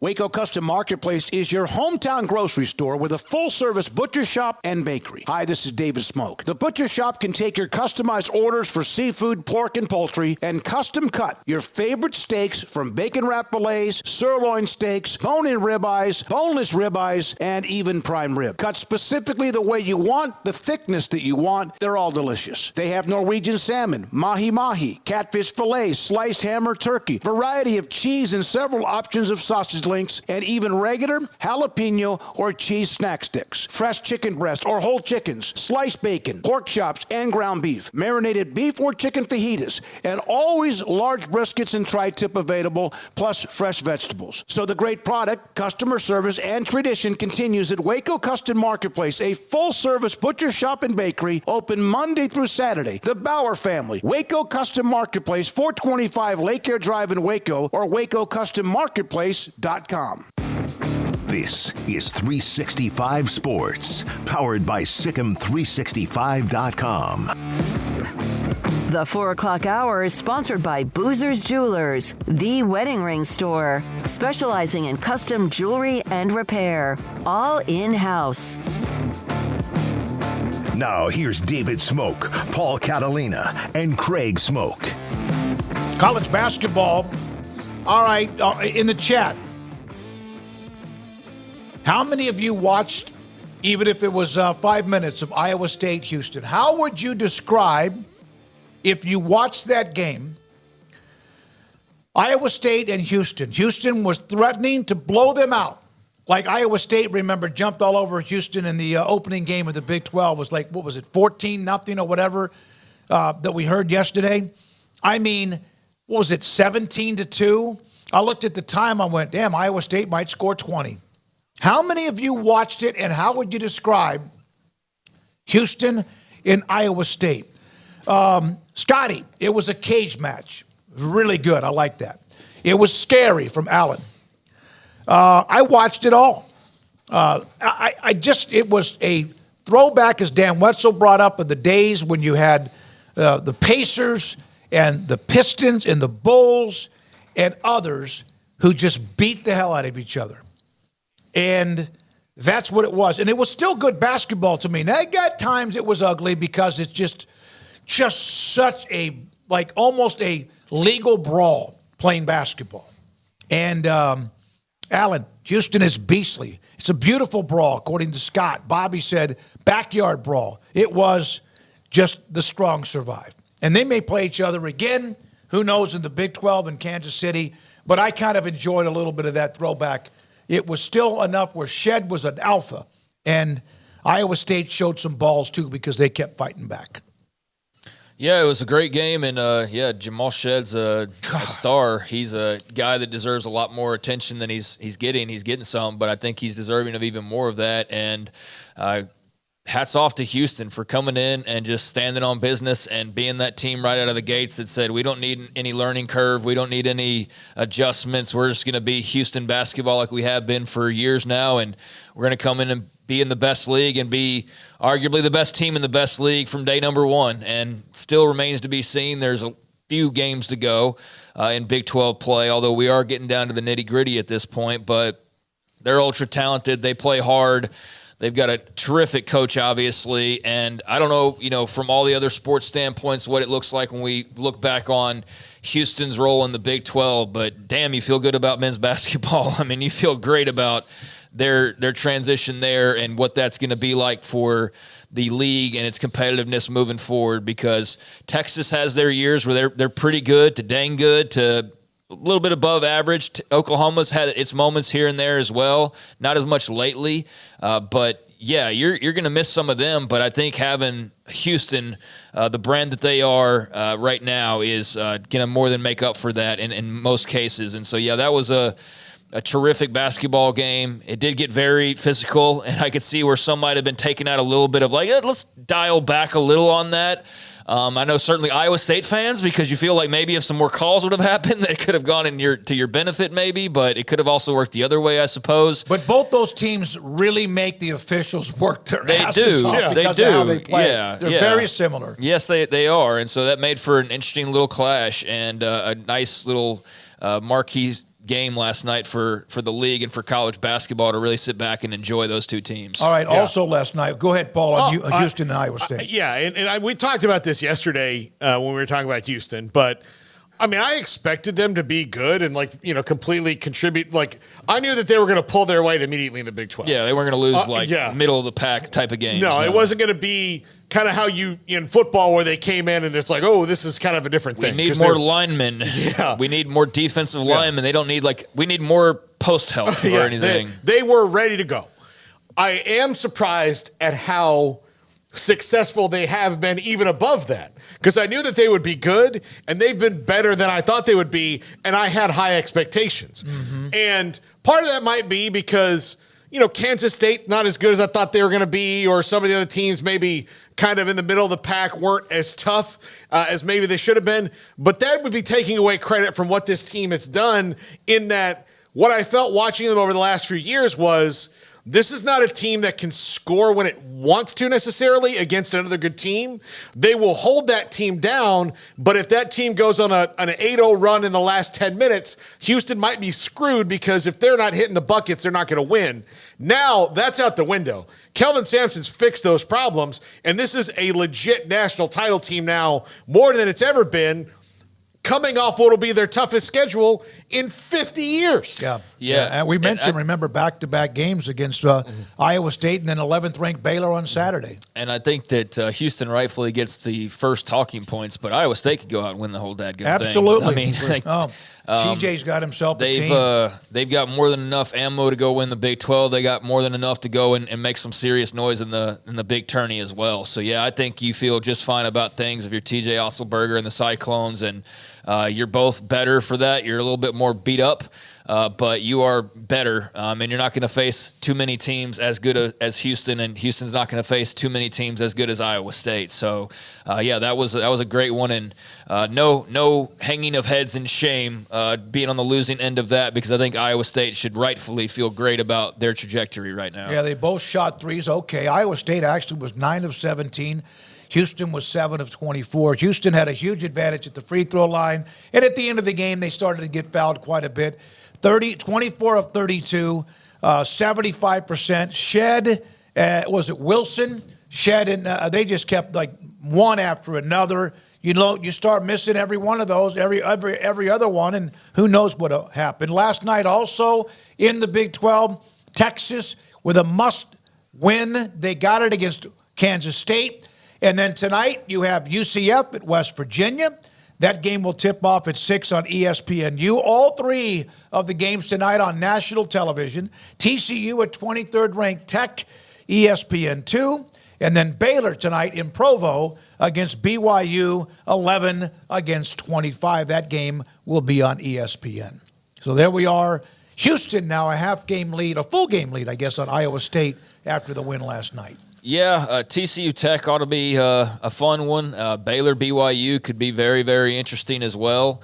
And, yeah, I mean, UCF and West Virginia, no, it's been a rough go of things really for West Virginia for the most part. But that ought to be fun. I mean, it ought to be a competitive game. And I think it's just it's cool to see how deep the league is and how many fun matchups you get. So on any given night, I mean, you get a big marquee game like last night and then turn right around tonight and have – at least a pair of games that you expect to be pretty entertaining and competitive. And going into Provo, that's the part that's a little bit of the wild card, I think, for Scott Drew and company. But they're sitting there right there. I mean, they're right there. If they win tonight. If they're right there. If they win tonight. And then they would play Houston to get to a tie if they could win the game Saturday. Yeah, I mean, they would gain a little ground with a win tonight, and that's the first thing to take care of. But, yeah, Houston's in town on Saturday, so that ought to be quite the atmosphere, I would think, at Foster Pavilion on Saturday for that matchup. But you definitely want to roll into that game off a win as opposed to off of a loss. I mean, I know that goes without saying, but I just think the build-up for that one is going to be good regardless. But it's going to take a little bit of away if you go fall in Provo right before that. So it would be great if they could – sorry, BYU fans – win the night just to make that game on Saturday that much spicier. But – yeah, good array of games in store, and what a win by Texas. I mean, they needed that. K-State needed that too, and Texas, to their credit, was able to get the job done. Rodney Terry and company, they seem like when they have their backs against the wall, they always seem to have a response. Would I be crazy in saying that? Or just no, well, they have – let me tell you something. They still do. Their next two games are at KU and at Tech. Right. So that's why last night, other than they just needed to win – man, you have those two staring down at you when you get on the road the next couple of days. So, yeah, but when they're 4-6, they win that game to not go 4-7, vice versa, or to get up close to 500. When the priest is getting ready to start reading his last rites, they pop up and get a dunk, and they win a game and like, okay, no, he's still good. But they've played a little too close to that line. And so, yeah, they got to be careful these next two with the Jayhawks and the Red Raiders. But needed to get that one last night, and they did. So that was good. And for Kansas State, man, the struggle continues. I don't think they're going to make the tournament unless they win the tournament in Kansas City. Their non-conference wasn't very good. Yeah, and they've got to – and – if they're going to do that, they need to kind of probably get hot now, like where they start playing well and consistently. Otherwise, I'm not sure if they're just going to turn it on then. The Naquan Tomlin thing, I think, has kind of gutted their team. But also, as where year one, Jerome Tang, he got Keontae Johnson. He got the other transfers that made that guard. team so great. Yeah, they had these great things. Max Asmus went to Texas, and crossed 3,000 points. Good for him for a career. Yeah. Last So, night, so he, especially during that game last night, and I'm sure that Jerome Tang doesn't do this, but if you're a Kansas State fan, you're looking across, and even though he only had 8 points, you're like, well, if that guy was over here, things would be completely different in this team, because then the loss of Naquan Tomlin doesn't hurt as bad. And look, Naquan Tomlin is at Memphis hardly really playing all that much and doing anything. Like, Memphis sucks. Yeah, they're terrible. They are just in a free fall. Penny's probably the only thing keeping Penny at Memphis is that they love him in Memphis. But if he doesn't start winning, they're going to love him as a player, but not a coach. And so now it just didn't work out. So a bracket cat on the chat earlier when Triple Option was kind of going on about, there doesn't seem to be a game plan. There's no offense. It's the same criticisms I heard about Scott Drew the years where the roster was okay, and you're like, well, I think that has to do with this. And, I know you can maybe question in year 2, does he really know how to build a roster or whatever if you're a fan? I would say look at what he did last year. They just, for whatever reason, struck out on these guys, whether it was enough NIL money or this or that.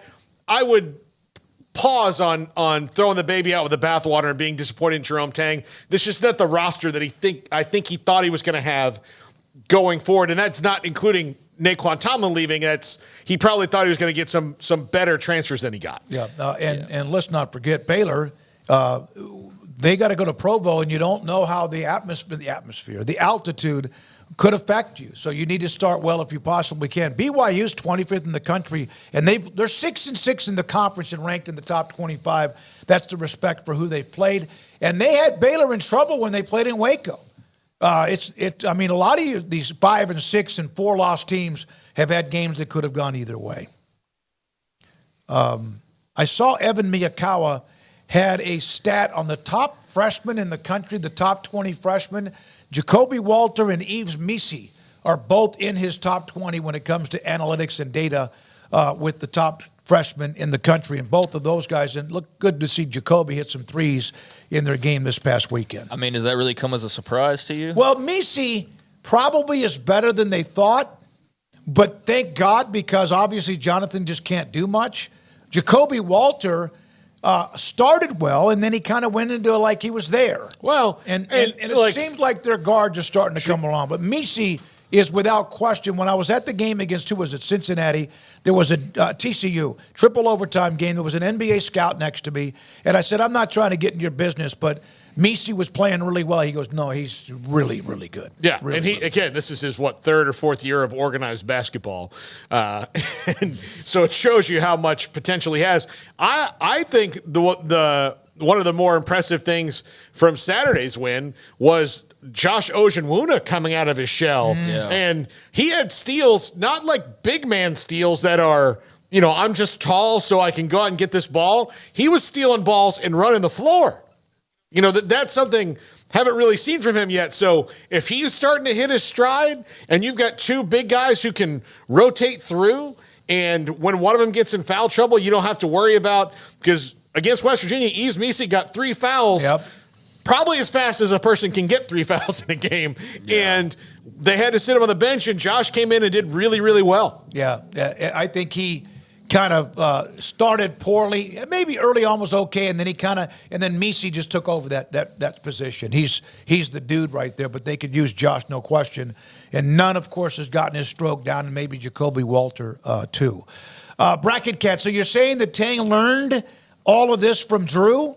Paul Catalina? Yeah.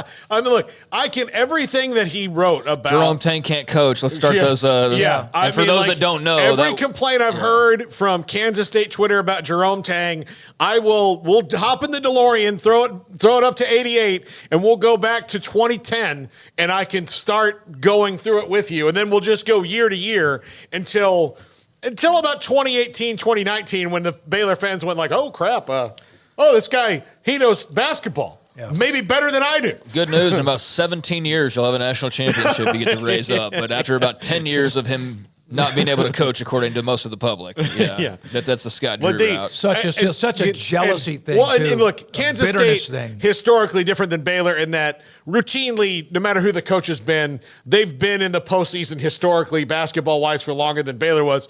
Baylor fans, it was so weird because – I just remember I was in the rain in Jacksonville, doing my hit on the show, and listening to caller after caller say, like, we got to fire Scott Drew. We got to fire Scott Drew, And then I'm thinking about, like, do you guys know how many times you've been in the tournament before you hired him? Yeah. Like 2.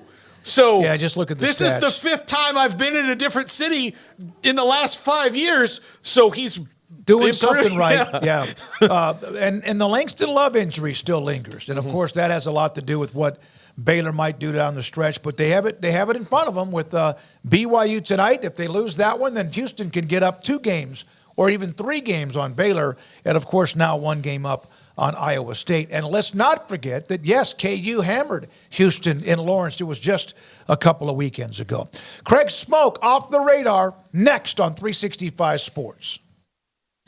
Richard Carr, Buick GMC Cadillac, they are the people that you can count on and that people in Central Texas have been counting on for over 20 years now at this point. And they're celebrating big anniversaries over at Richard Carr here this month and moving forward as they are the people that you've been able to count on for 25 years. Come next month. 25 years in Waco. The party, though, is starting right now, even though it's still February, with big anniversary sales savings. And right now, that means you can get into the #1 overall brand for new vehicle quality, according to J.D. Powers, the Buick Envision, an SUV that offers uncompromising luxury as well as a ton of space at a common car price. Right now, you can save thousands of dollars on a Buick Envision, and qualified buyers can get 0.9% financing on Buick's top-rated SUVs. Plus, if you're a military or first responder, you can also save an additional $500 on top of that. Restrictions do apply, so you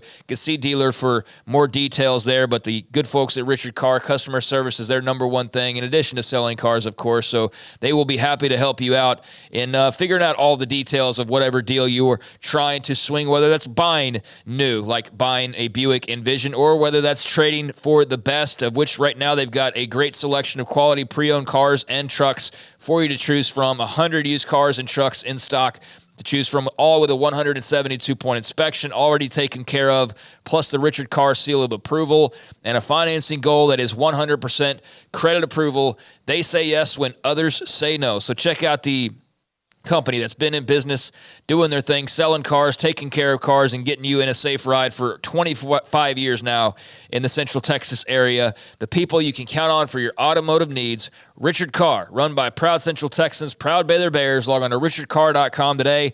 Call now or go see them now off Highway 6, the Imperial exit.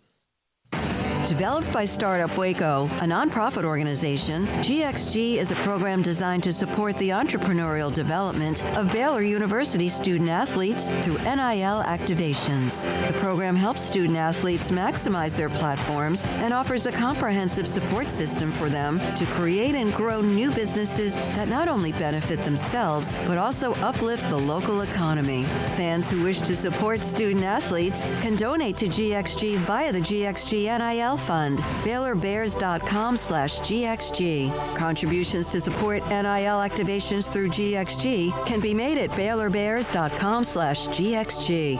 For more information, follow at GXG_GreenXGold on social media and visit the official website www.gxg.startupwaco.com. GXG, empowering student athlete entrepreneurship and uplifting the local economy through NIL activations.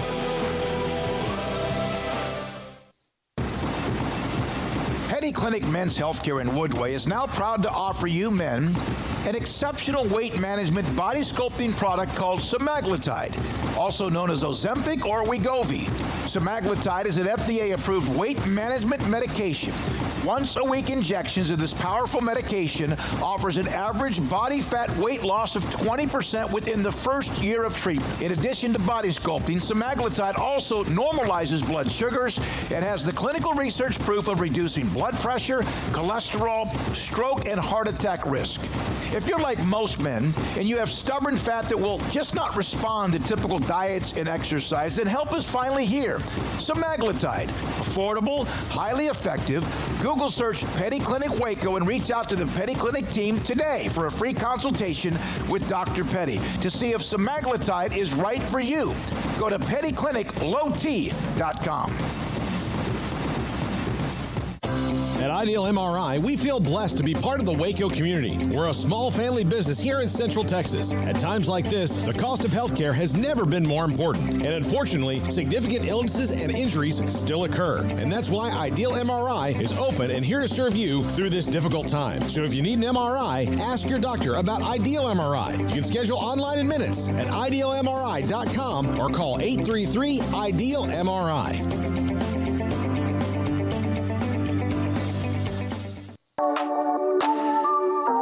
This is Craig Smoak's Off the Radar, presented by Alliance Bank.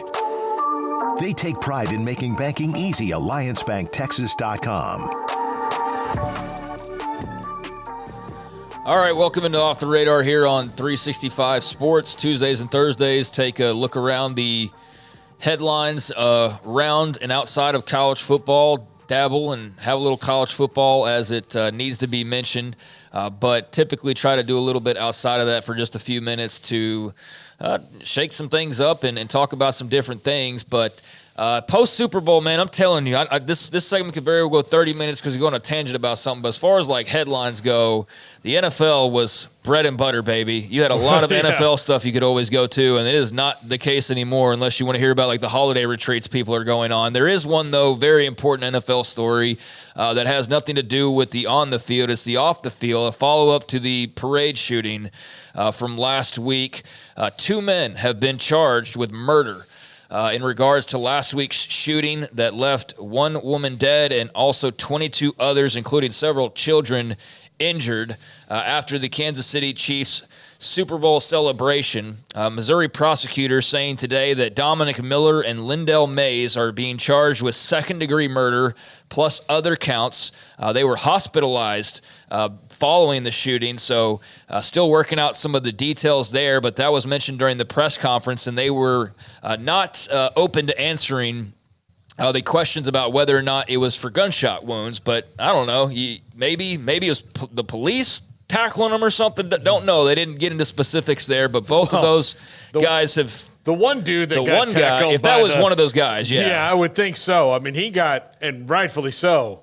I'm signing both of those guys to good play on my the citizens of squad. Kansas City for that one. Yeah, that was an incredible camera angle, too, to just have of, like, the one guy sprinting, and I'm not sure which one he was of Dominic Miller or Lindell Mays, or maybe he was the one they grabbed wrongly or whatever, but I don't think so because it was one guy running. Everybody else is, like, looking the other direction and standing around and joining the parade, and you just see him bolting like, I don't know, like you just fired gunshots or something, and like you're taking off, trying to run away. Yeah. And it was all captured there in 4K, which was awesome. When he was tackled, there's all of a sudden this big black thing that's on the floor, on the ground. It's called like a rifle or a There's an AK-47 that the woman that was there picks up and walks away from that, which he was running with it around his shoulder.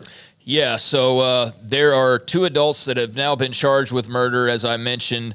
Apparently, this was just something that kind of, occurred. The court record said that there was no prior knowledge of one another before the shooting for the men involved. They were just a bunch of people who were among people that were arguing. Mays pulled his handgun first and almost immediately. Then everybody else, or several others at least, did the same, and they said that it was Miller's gun that they were able to determine shot and killed the woman. So Mays started the gunplay. Miller fired the shots, allegedly, that killed the woman and was the lone fatality in that incident last week. But, yeah, new charges are following the arrest of 2 juveniles last week, which that's the part that I'm not sure. Are these guys the guy that got tackled, or was the juveniles amongst the guys that got tackled? I'm not sure about all of that. I guess it doesn't really matter for us and what we're doing here. But I did want to make mention of that, just a dispute amongst several people, and they had 800 police officers there in attendance and patrolling, and it didn't seem to matter because 22 people still were shot, and Lisa Lopez Galvin, the mother of 2, was the one who passed away. So at least some justice in process, guys, I guess is what we're getting at here. In a scary situation. I know a lot of the Chiefs have followed up, and I know that the Kelseys talked. I haven't seen it yet or seen the clips of it yet, but I know I came across today. I guess Travis was talking a bit about it on their very successful podcast. So, just a little bit of a follow-up as they track down those involved in that incident. And, man, I just feel bad for all those involved because I can't imagine the trauma of just – and I guess it's like any situation if it were to happen during Mardi Gras or during any other type of thing, but you're at a very fun thing, and then it flips like that. So glad that there wasn't more harm done, and that there are some guys being held accountable for that. Outside of that, are you going to get to Charlie Baker and the transfer limitations? I know that's very much kind of on our plate. No, bring it up. Go ahead. Okay, because that would be nice here. Charlie Baker, and this would normally not be off the radar, but on today we'll make an exception, has said that he is not in favor of federal laws or rules that would put new limitations on transferring between schools. He talked with ESPN today, did about an hour-long interview, and this comes courtesy of Dan Murphy, as there's been a lot of discussion, obviously, about the rosters and the allowance of transfers and wanting to have some stability and all those types of things. But Baker said, I've had conversations with a bunch of coaches who didn't walk out on their contracts. One of the things I hear from kids when I talk to them about this issue is coaches walk out on their contracts. What about us? He says that the rate of transfers reflects a larger trend in general, that it's not just like football players, for example, but in general, college students are changing schools more frequently, which I don't know. I don't have a kid, much less a college-age kid. I don't know if y'all know anybody that's run into that, if it's more common now than it was before. But he cited that as part of his argument. Do they transfer more than their peers who aren't student athletes? No, though, is what he said. Do they transfer more than 10 years ago? Yes, but not more than their counterparts who don't play football or baseball or softball. They actually transfer less, Baker said, than students who aren't student athletes. And kids just transfer more because they have more info, more data, and they're more impatient about a lot of things. So he is not for legislation that would limit transfers. And so what do you guys think about that? Because I know we've touched on I'm not crazy about guys being on average, it feels like, and I know this is a little bit of hyperbole, but just in the headlines that we've read over the last month, they're third schools. Mm-hmm. I mean, at least multiple times. There was another one over the weekend. And so I don't love that, but I'm also not that guy or girl and making those decisions, which could be the best thing for me, which you hope that's what they are. But yeah, it doesn't sound like Charlie Baker's going to be of any help either. So that's just going to be the way that it is. It sounds like it was the kid that committed to Arizona, had been at Louisville, and also was a 4-star high school player who had been at A&M. And then over the weekend committed to Arizona. Shear even had something that said like, oh, in the middle of all the other stuff going on, this happened. And so the average, again, looks like they're, I'm not saying that's the average, but it does seem like there's about 3. Well, is there a difference between students who are not on scholarship leaving compared to players who are on scholarship leaving? Is there anything to bring up there? No. What do you mean? No, I'm just bringing up a couple of examples. Not to me. Look, I don't think there should be federal regulations on any of this. I think that, again, like, if this is Charlie Baker stepping towards the, like, this is my first thing. Like, maybe you should collective bargain some of these things and have contracts, and that way the movement is slowed a little bit. Because one of the reasons the movement is so frequent is that you have no guarantees where you are, and somebody can always come in with a better offer. So there's no governing that. Like, that's what needs to be governed. And I agree with everything he said there. I also don't think. If your head coach leaves, I understand. You want to go play for that head coach. I get it. If a coordinator leaves or a position coach leaves, unless the coordinator coming in is changing the system and you don't fit at all, then I don't agree with that because, again, I've said this many times on the show, that's how coaching works. But you can get around all of that. Yeah. Personal reasons. Yeah. Mental health. A grandmother that's ill. Well, there are, yeah. and I'm not And there making were light of that, but you can come up with numerous reasons other than the fact that if your coach leaves or you're not getting along or you're not getting enough playing time. Yeah, but it all revolves around that one question. Coaches do it, why can't we? I mean, that's the one question that nobody can answer. By the way, and Baylor got a commitment after Kapilovic was signed as the offensive line coach and was very much involved in 2 transfer offensive linemen coming.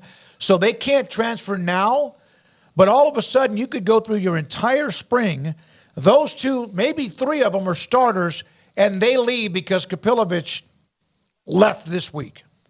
Yeah. Yeah. I mean, that's sorry, Dave Aranda, but I mean, you can't have it both ways. You can't have it where it's set up just for the coach to have it perfect or the kids to have it perfect. You can't have it one or the other. You got to find the middle ground. And so coaches want freedom of movement. Players get freedom of movement. I think it's pretty simple. I don't love it. I don't love guys, like I said, being on their 3rd and 4th teams necessarily. But I also don't love the alternative, which is not allowing them to transfer at all like it used to be. What about giving people their money after the semester? They could never do that, but would that solve any of the problems? No. Why not? Well, Because I don't think it's always about money. I don't think it's always about money. I think sometimes it's about other things. I think it's about playing time. I think it's about wanting to actually, like you say, mental health. And I think that's actually valid in some cases. I think that's valid that you want to get closer to home. I think it's valid that maybe you want to go move to the school where your future wife is. And so there's a lot more things than just NIL money out there. But I just thought that was interesting from him.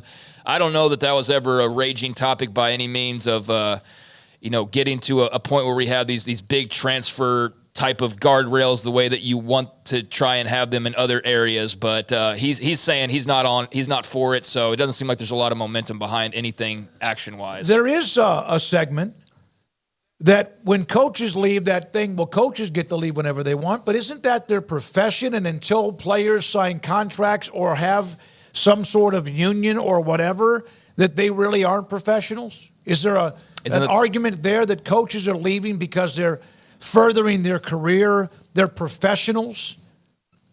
Yeah, but those arguments are starting to go out the window based on everything going on right now. I'm not saying the argument's going out the window. It is. It's obvious. But coaches get to leave whenever they want, but they also get fired whenever they want. I don't know how many of the athletes get fired. I feel like the scales have been tilted towards the coaches and the ADs and the presidents this entire time, and then it's just hard for people to wrap their heads around, like, maybe the players having the ability to be closer to home without having to jump through guardrails and lose years of eligibility for nothing money-wise. I mean, so... I think that you can probably find a better way to do it all the way around, but limiting athletes and not limiting those who are under contract, you know what, that begs the question, then put them under contract. Oh, wait, they don't want to do that either, though, do they? Yeah. Who, the players? No, the schools don't want to do that. No. So they want to limit them on transferring potentially, but the way to fix that is to put them. Well, we don't want to put them under contract though. Yeah, so then what are they supposed to do? Too. Kim Coulter, my God, is a significant NIL donor. I couldn't be any stronger against this when the conversation. I can only imagine the NIL donor part of it. Like, I don't know what to tell folks like you because I can't imagine the level of frustration there is. And I'm just a fan. I just would like to know selfishly of just who's on my team and like be able to, in my mind, plan around, well, that junior running back's going to be around next year most likely. And then just in my head, play around like we all do. Oh, yeah. But we can't even do that anymore. Done. And that's fine. That's fine. But I'm not donating my money. You are, thousands of others are, to retain player A for a year.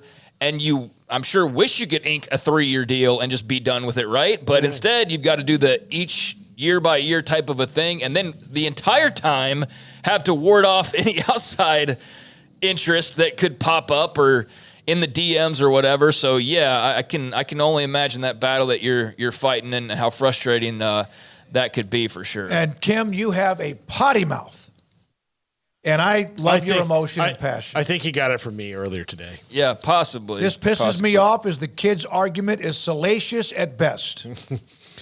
Yeah. From Justin, Kim, you're right. There's only one coach who has changed school almost annually and his name is Sterling Gilbert. He was talking about how coaches, they don't change. Sometimes they do, though. How about Jed Fish? And he's one of many, one of very few. But I don't know if anyone could get in the room on either side of this argument, and would they ever listen to the other side or not. But Kim, as an NIL donor, I appreciate your angle, the way you look at this. Yeah, I guess race to most wins all time in college basketball had a little update last night. Gino Auriemma has surpassed Coach Mike Krzyzewski for most wins by a head coach, second most wins by a head coach in Division I men's or women's college basketball all time. So they were tied for second there. But UConn beat number 21 Creighton, beat them handily, 73-53. So that gave Gino Auriemma win number 1,203.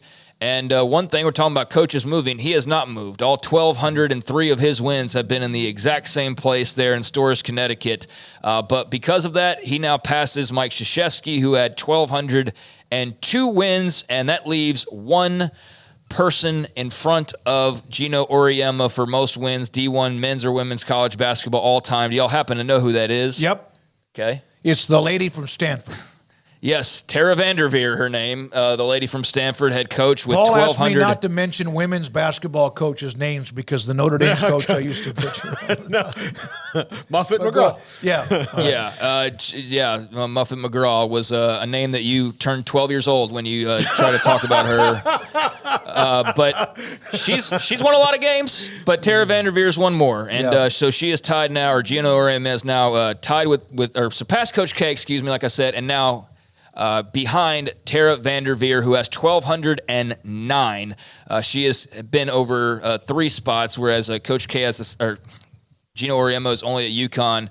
She's been at Idaho, Ohio State, and also Stanford, obviously where she is now. So that's a little neck-and-neck race that's going to continue on. I mean, there's only 6 wins that separate you there, but a very nice accolade for one Gino Auriemma. So congratulations to him on that. You obviously that's a pretty big week for women's basketball if you think about the Caden Clark hoopla from this past weekend and all the attention that was placed there, and rightfully so. So congratulations, and very interesting there. And I thought I had a couple more notes here. Here's one that's very much basketball interest. thing was the Brittany Griner story because of what happened Sunday. Yeah, that's right. Yeah, we should also include that. And there's still some after effects of just the pictures that like Jack took, for example, that a lot of Baylor fans are getting a look at. Some really great pictures from the game and the ceremony and all that. And Brittany looked thrilled. I mean, she looked absolutely happy to be there. And I think there was some healing for sure that's gone on in that relationship. So that was good to see. This was very interesting. And this is definitely going to play probably into realignment folks' hands a little bit, if you want to look at it that way. But did you guys happen to see the announcement last week by the Big 12 about where they're going to be hosting their swimming and diving championships in Washington? Northwest, yeah. Yes. It's going to be held in 2025 at the Weyerhaeuser King County Aquatic Center, which is in Federal Way, Washington. That will be the host site for the 2025 Big 12 Swimming and Diving Championships. It's a neutral site because they have always held them on Big 12 campuses. But you've got the new schools coming in from the West Coast in Arizona, Arizona State, and Utah. You've had BYU already added to the mix, and then you've got some Eastern schools as well. But they are going to be holding their Swimming and Diving Championships in Federal Way, Washington. And so what does that do? That leads anybody who's looking at a map to go, there's nothing really close to there except for a couple schools that could use a conference. Even then, this is so far out of the way. Like, even Pullman's like 400 miles away from Federal. I mean, this is like out there, baby. Like, even Oregon State and Washington State are like at least 2.5-hour drives from this place. Pullman's like, look, we're out in the middle of nowhere, but it reminded me. But sweet God, I used to. I used to travel to cover junior college basketball, the national tournament, and the women's tournament was in Senatobia, Mississippi, for a pretty good amount of time, which was south of Memphis. And, there's schools in that area that were really, really good. But it was like, what was the name of what was the city in Kansas that hosted the women's tournament? Salina, Kansas. That's where they would go. Hutchinson's had it for like 100 years. Yeah. But the women's tournament would go all over the place, and that reminds me of where they're going for this swimming and diving. Yeah, so I just looked, and Corvallis is 237 miles south, so that's a 4-hour drive. Yep. And then Pullman is 293 miles east. That's nearly a 5-hour drive. And that's about as close as you're getting to Federal Way, Washington. So you can read into it as realignment and throwing them a bone. Oh, my God, this is maybe I don't know. Maybe there's a seedling to that or something, but it's also not even close to those schools. But I don't know. How do y'all even, why Federal Way? That's a question for Mac Rhodes, I guess, but it just seems very random to be random. I don't know if Mac was in on that decision. I don't know, but that's where they're going to have it. And, as far as that sport goes, obviously not something we talk about, but that is one area where it's much like Oklahoma and like softball, where you're losing pretty much a national champion every year. Yep. Texas in swimming and diving has been an institution for forever. It is just south of Seattle, so Federal Way. Yeah, Texas, when they are competing for that Directors Cup and all that, Stanford, schools like Florida, those schools crush it when it comes to a lot of the sports that maybe some just they can't do it. Yeah. And maybe this is one of those, let's let the people in the Pacific Northwest know about the Big 12, although swimming and diving doesn't exactly move the needle. No, So, and especially when, as I said, you're losing one of the big institutions that's so heavily involved and successful there. This year it's going to be in Morgantown. Yeah, when the Olympics are on, I don't miss most of the swimming and diving because I find it one of the more fun things to watch. I especially like watching people flip off a diving board and then watching a judge go, with as little splash as possible. With as little splash as possible, yes.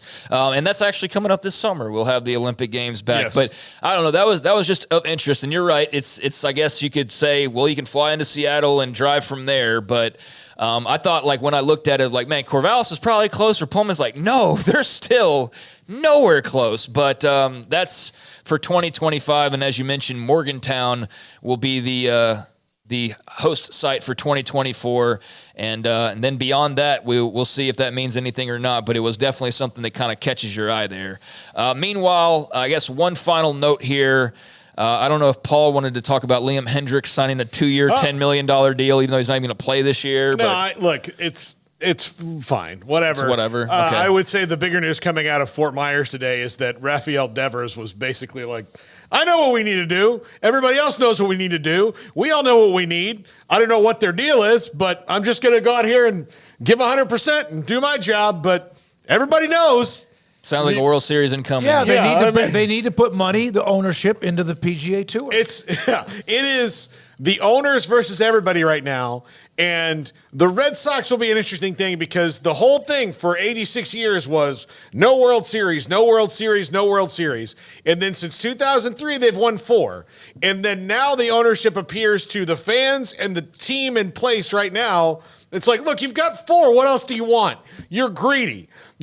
Also, most of you fans are also Patriots fans or Bruins fans or Celtics fans, and they've all won 2. Mm-hmm. So we're not going to buy into your entitlement, and we're going to do what we want. Yeah. So here's $3 billion to the PGA, and kiss our butts because we're the rich ones here. Yeah, that was one of those just little small notes that came across. But there is one more of interest that's a little bit more to chew on that I wanted to mention, and I think that you maybe had put this to the side as well, but I don't know if we're ever going to get to it otherwise. But Adam Silver, I know you guys really dived into the All-Star game this past weekend. Y'all are really Let me tell you something. Watching the three-point contest. I did and all not that watch jazz. a second. I know that the slam dunk was on. McClung from Tech won it again. I saw a little bit of a clip of Seth and Sabrina Ionescu, and that was it. I did not watch the game. I knew it was going to be what it was. I haven't watched the NBA All-Star game Steph. I have not watched the NBA All-Star game in a decade. Well, and I used to love it. There's a lot of people complaining about it. I could care less. I don't. I take that back. I don't care at all. Honestly, I really don't. I don't care about the All-Star game, and it doesn't matter to me. But for all the moaning and complaining, which seems like it's now just like sort of an annual thing as the All-Star weekend rolls around and people complain about how it should be this or it should be that or should be better, and People still tune in. 5.5 million viewers across the Turner networks, which is up 20% for the All-Star game itself on TNT and TBS, which last year's was the lowest on record at 4.6 million. So this one, nearly 1 million more. But the thing about that being still better than last year's worst record and being 1 million more is that it's still the second lowest audience ever on record for the All-Star game. So, the numbers improving, but still not great, and that has led to a lot of conversations about how you try and fix it. I saw the Stephen A. rant where he was trying to blame LeBron for ruining the slam dunk contest because once LeBron said, I'm not going to do it, that basically allowed everybody else to just say, well, it's not that big of a deal, let's not do it. I think that's just trying to attach LeBron to a story as much as it is a valid point. The Cowboys of the NBA. Right, like exactly. You can say LeBron anything, and then social media goes nuts, so they think that that's Right. what people care about. Yeah, but so you're telling me in the 20 But he's not years the first that's like No. said he's not. No, gonna but do he's that. never Jordan done quit it. doing it. Yeah, but he's never done it. Oh, I didn't know that. I didn't even know that's well. That's how much I've LeBron, been like paying you always attention. thought he was going to turn around and eventually do it, and he just never did it. And a lot of the, I guess, just me and my boys talking conversation is like, he's afraid he'll get beat, and then it'll damage his reputation, and that's valid if that's the case. But there's a lot of discussion on how to try and fix that. So we'll see. But those were the numbers: 5.5 million viewers, second lowest All-Star game viewer-wise in their viewership history, but still above last year's, obviously. And yes, you mentioned Mac McClung, the former Texas Tech Red Raider, did win the slam dunk contest. So congratulations to him there. But there was another NBA note, and that was from this past weekend and all the conversation, is that was the future of the G League Ignite. When you talk about the changes to college athletics, and you brought up NIL earlier about the NFL draft, well, that's now something the NBA is dealing with because they had the G League Ignite, which basically allowed all these top high school prospects to want to go ahead and jump into the pool and get paid doing it. They get to go and join the G League and be a part of the Ignite, some of the better prospects, and then turn around and get drafted, which is what we've seen the last few years. And those guys have had pretty good success as far as being drafted goes. But now that Michigan can pay you $250,000 to play college basketball via the collective, why go play for the G League Ignite? You can play college basketball, play for a big school, and make as much money, if not more. So that's something that Adam Silver brought up that I just wanted to bring up because it's another effect of NIL on the bigger picture of pro sports and whatnot. As a person who cares as much about the G League as you do about the All-Star game. And I care the same about that as well, yes. And loves college basketball. I feel no pity for the G League having to do this. If it means college basketball gets these guys for an extra year, great. Yep. Awesome. Makes it better. I think that the trend towards having teams that have more veteran experience, whether transfer portal or whatever, we saw what Baylor did. We saw what Kansas did. Even though you're going to lose some to the NBA, I think most coaches now realize it's better to be older and more experienced. Yes, talent. And that might be why, another reason why, that more players are staying in college. Yeah, so the G League Ignite was that team where you'd see those top guys that otherwise would have been the top recruit, or one of the top players in college basketball. Instead, they go off to make their money. And so now with NIL, that's something they're, like I said, going to have to reevaluate. But it was all to allow guys of that age the opportunity to play some level of pro basketball, but really to make money before they could be a part of the draft. And so now we'll see if that continues on, but probably the writing on the wall as far as that goes. So that's going to be just another thing to watch when it comes to NIL and its effects. But there you go. There's a few things off the radar. All right, you guys, the Big 12 swimming and diving championships, do you think Morgantown, West Virginia, they must have great facilities like tennis that host championships, and the Milan Park Aquatic Center. I don't know of anybody other than Texas that has probably won. I'm about to step in it here. Probably 90% or so. I don't think anybody's ever won it. Yeah. I mean, any of the current teams, I think the best bet would have been prior to the leaving A&M of was good. Nebraska was good. Yep. But I don't think. I think. From what I saw the other day, and I didn't do a deep dive, but I don't think Texas has not won one on at least the men's or women. Like, I think they might have won all of them since those teams have left, basically. In 2001, the swimming coach of the year, every year except 2005, Jay Holmes at A&M, Eddie Reese has been the annual coach of the year. I mean, the Texas diving coach of the year. It's just an absolute monstrous dynasty when it comes within not only the conference, but also with what they do on a national basis. Florida, Stanford, like I mentioned, have also been really good. Do you think that we could get cannonball in the Olympics? I think I could do well with that. Yeah, I need to. What are the new sports this year? You're not supposed to splash. Well, see, that's the opposite. Like, it's the opposite of diving. Yeah. So, by the way, no, they can't, Paul.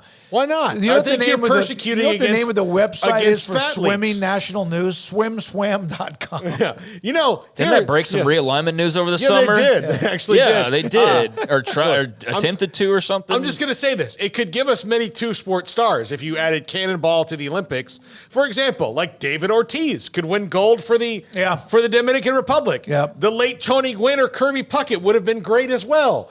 I think you're forgetting about the late Cecil Fielder. Yeah, offensive line. I think Cecil Fielder's still alive. No, that's right. How about just Sabathia? dead to his son, CC Sabathia. CC Sabathia. Yeah. He's thinner now, but he's a big the dude. guy who pitched. He just retired. But like Haloti Nada. No, but the big pitcher that's been like on 25 different teams. Bartolo Colon. Come on, we get two sports stars. Yeah. Let's do it. I think 3-on-3 basketball. That's been in something. Flag football is Forget coming the in. Olympics. This is Adam Silver trying to get the All-Star weekend improve. Start doing competitions like that. Well, now you mentioned we mentioned earlier the topic about coaches leaving, and somebody in the chat brought up Sterling Gilbert. We have to go back to that story.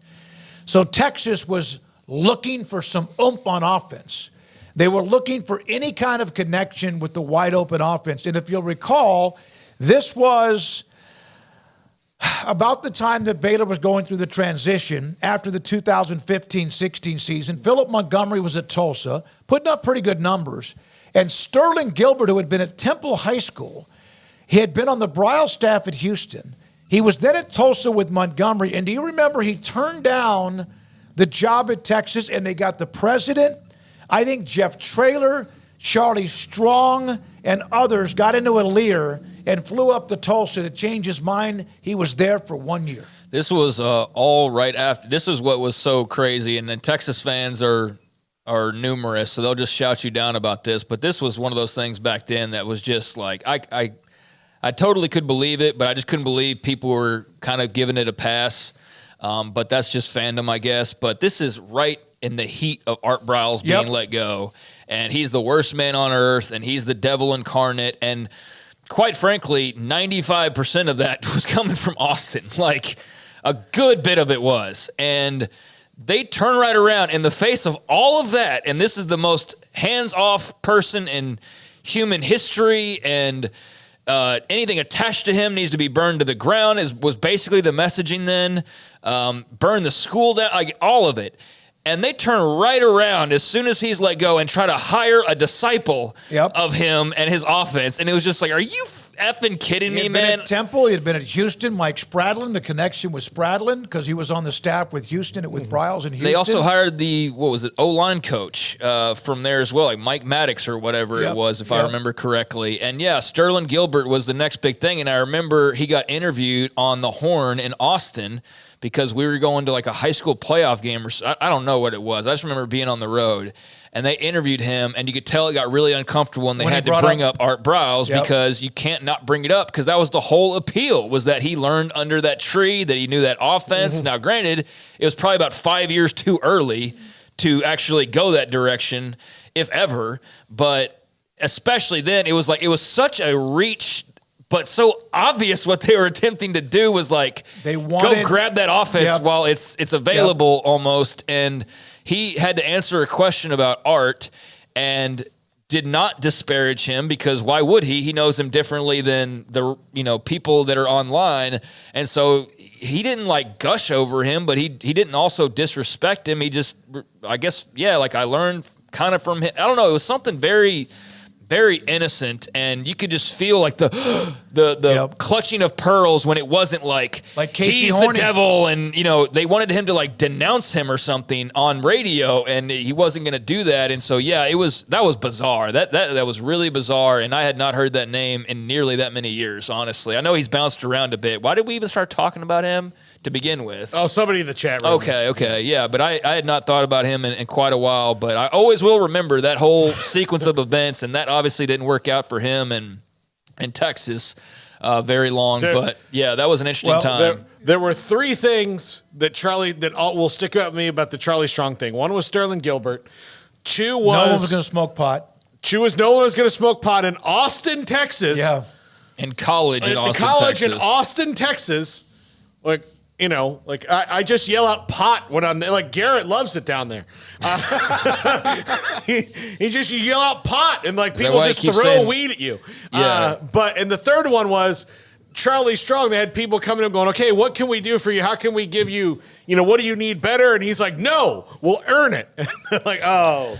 But he was loyal to, Gilbert went with him to South Florida, and they tried to get it going down there, and it didn't work out either. But, I think he's kind of bounced around. But Sterling Gilbert? Yeah. Oh, yeah, he's now at Cal. But he was with Strong after Texas, too, is what I He went to South Florida with Strong, and then McNeese State, Syracuse with Dino Babers, Ole Miss for a year. There's another Baylor tie in there with Dino Babers in that offense. So, I wanted to tell that Sterling Gilbert story because it was brought up in the chat room. Yeah, no, that was just an insane time, and that was just even one of the more are you kidding me? Like, you're really going to talk all that noise and then go hire the guy? He had been on staff as a GA at Houston with Briles in 2005.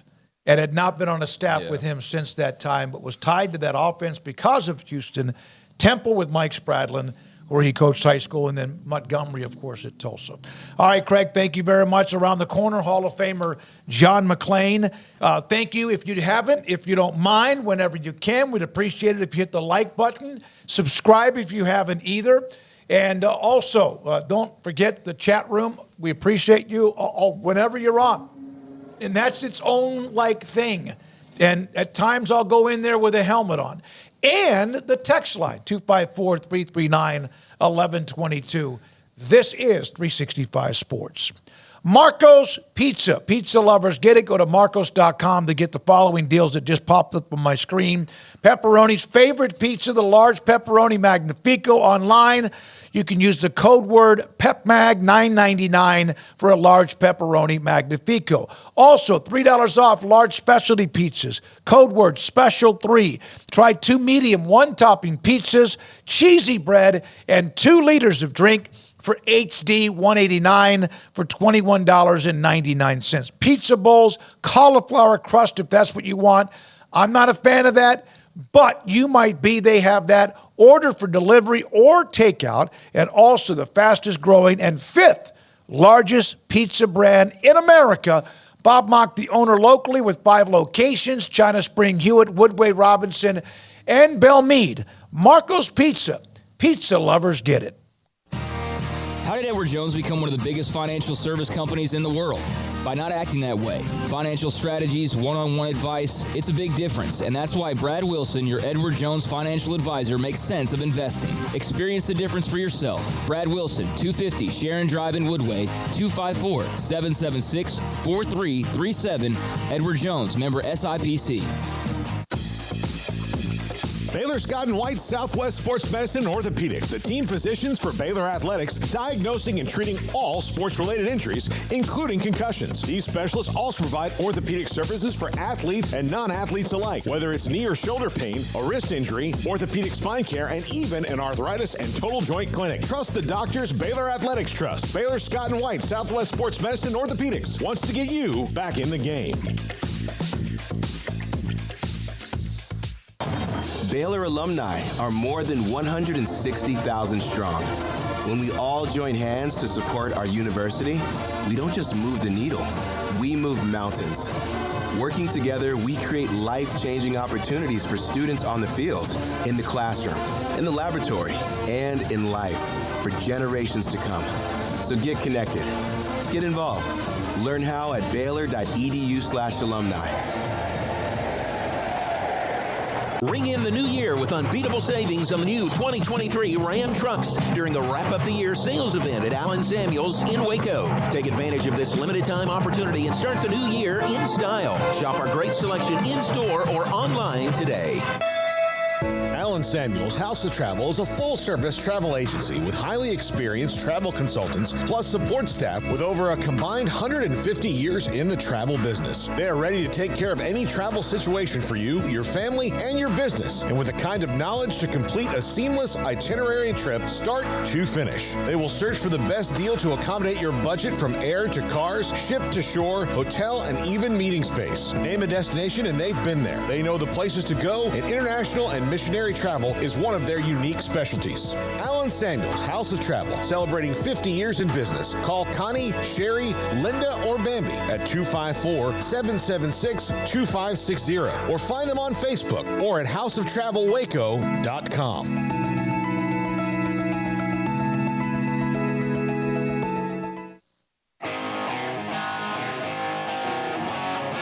This is 365 Sports, powered by Sikkim365.com. The 5 o'clock hour is sponsored by Edward Jones Investments with financial advisor Brad Wilson. Investing his time and experience back to you and your money during today's changing times. Edward Jones, making sense of investing. Now here's David Smoak, Paul Catalina, and Craig Smoak. All right, here we go with 365 Sports midway through this 5 o'clock hour, or close to it. And John McClain, the Hall of Fame columnist, NFL Hall of Famer, joins us. And John, I just saw this. I met him. I played basketball against him at Randolph Air Force Base. Robert Reed, passing away. I just saw that note from the Rockets and the Fertitta family. He was a genuine, great human being. He played 10 of his 13 years for the Rockets. Bobby Joe Reed, the broadcaster they had, Gene Peterson, always called him Bobby Joe. And I never covered the Rockets or Reed. I watched them. And I've met him a few times just around town at events. And he was always such a good guy, so respectful. Everybody liked him. At Houston Sports Awards 3 years ago, he was in the VIP area, going around being so nice to people who wanted to shake hands. He's only 68 years old. That in this day and age, that's too early. I haven't heard anything about it being ill, but I haven't seen anything yet that explain what happened. John, the offseason is on us now, and free agency is coming up. Do you see the Texans, given that C.J. Stroud was so good so quickly there, doubling down and making some big free agency moves on guys like Mike Evans or maybe like a Saquon Barkley, someone to come in and help build that offense out and take it to the next level? Absolutely not. That's not been their MO in their rebuild, which has gone pretty well so far. They have refrained from giving big contracts that come back and bite them in the butt, and I think that's very wise. They got two really good receivers, Nico Collins and Tank Dell. Both of them were third-round picks. You can get receivers. This is a talented and deep draft. You do not need to draft a receiver unless you have a chance to get somebody like Marvin Harrison Jr. But you can take other positions and get the receivers in the second, third, and fourth round. Now, I think they will try to re-sign Dalton Schultz because they have no other tight end. Brevin Jordan, who had a good playoff, but he's more like an H-back. He's not a tight end. And Dalton Schultz, people said he can't block because of the Cowboys. Well, down here, he blocked his butt off because they emphasize it. And if you don't block and you're a receiver and a tight end or a running back, you are not going to be on the field. So they need to re-sign him, and they do need to look for another receiver. John Mechie III, who overcame cancer and a torn ACL, he played healthy this season, and he flashed every once in a while. So next will be very telling for him. You know, he gets a mulligan for whatever he went through, and they traded into the second round to get him. So they will draft another one. Maybe they'll sign some veteran like they did with Robert Woods, who I'm sure will be gone. They have, I think, the third most cap dollars. But Nick Casario, in his rebuild, has not given but one contract of more than 2 years, and that was to punter Cameron Johnston, who has done a great job, and that 3-year contract is up. John, what does Jalen Petrie need on the to-do list this offseason? The coaches love Jalen. He had an off year. He didn't make as many big plays as he did as a rookie. He was playing in D'Amico Ryan's defense. You know, they have not used him here like Baylor did, where he's around the line of scrimmage, blitzing, covering slot receivers. He plays back, and he makes plays in open field. So they love his attitude, his ability, and they have every expectation of him bouncing back and becoming the kind of player they believe he can be. The problem is he needs help. Because of injuries, their second, third, and fourth safeties this season were all signed off the street after the season began because of injuries. So safety is not a need people talk about around the country, but it is. And they could get a safety in free agency because teams generally don't pay big bucks for their safeties. But having somebody to play next to Petrie and somebody to come in as the third safety, those are priority positions. John, obviously the quarterback position, the money is going up. It's always going to be that way. Is the percentage that teams will spend on a quarterback going up, or is it just the salary cap and so their contracts seem to be going up?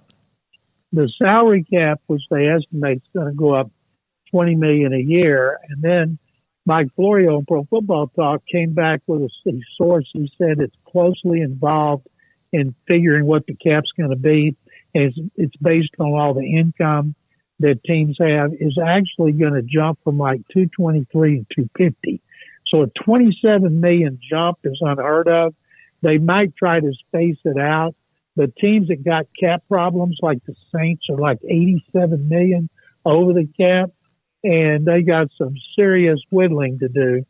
And that is a godsend to them to think that it'll go up. Usually it goes up 10 or 12. And so some teams need it desperately. You can roll over cap dollars, and there's a lot of teams that do that, including the Texans. But those quarterbacks, and you're right, Dave, it's about the percentage. Does it go from 30% to 35%? No. Usually it stays status quo because of the cap figure going up so much. And the reason is the streaming and gambling. John, the Texans, one of the things they need to do is fix their running game. How do you think they will go about that? I believe that is the biggest priority, Paul. They went 10-7. They beat Cleveland in the playoffs, and then they had two running backs. Dameon Pierce, who was a huge hit as a rookie. He couldn't adapt to the zone scheme. He was used to getting the ball and plowing straight ahead, and instead of having to be disciplined and read holes, and it's not easy. You can learn it. Devin Singletary had the best season of his career, but he's still not a main guy. So that's a priority. I don't see them spending money on a Saquon Barkley or something like that, because in this zone scheme that goes back to Bill Walsh and Mike Shanahan, Mike put out 1,000-yard rushers taken in the 5th or 6th round almost every year. You can find them, but you got to find them, then you got to coach them up. And the Texans coach they had last year, Chris Strasser, had come from Indy. He had never coached the zone scheme, so you got to figure he should be better. But that is, to me, the biggest priority this team has, running the ball to take some pressure off of Stroud. John, elsewhere, what kind of a market do you think there will be for a Justin Fields if the Bears do what people expect and draft Caleb Williams, for example, at number 1? Yeah, Fields is going to be traded. It's just they're going to ask for a 1. I don't think they'll get a 1, but everybody thinks they'll get a 2 and another couple of picks maybe in 2025.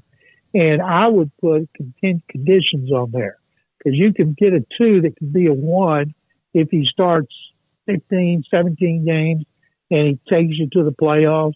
I wouldn't just do it straight up. Atlanta, everybody talks about. Pittsburgh's never had a quarterback like him ever. I don't see all of a sudden the Steelers changing their philosophy and going for a quarterback who likes to run as much as he does. And if I'm him, I want to go to Atlanta. After playing Chicago, I want to go indoors. I'm tired of all that wind. It flows in off of Lake Michigan. And there will be a market for him. Minnesota can't re-sign Kirk Cousins. Then they should go for him. But whoever trades for him, Craig, one good season, they're going to have to pay a lot of money for him. And if he doesn't work out in one season, then all of a sudden he's going to be another one of those quarterbacks who were busts. I feel bad for him, but he's been poorly coached and hasn't had a lot of talent around him.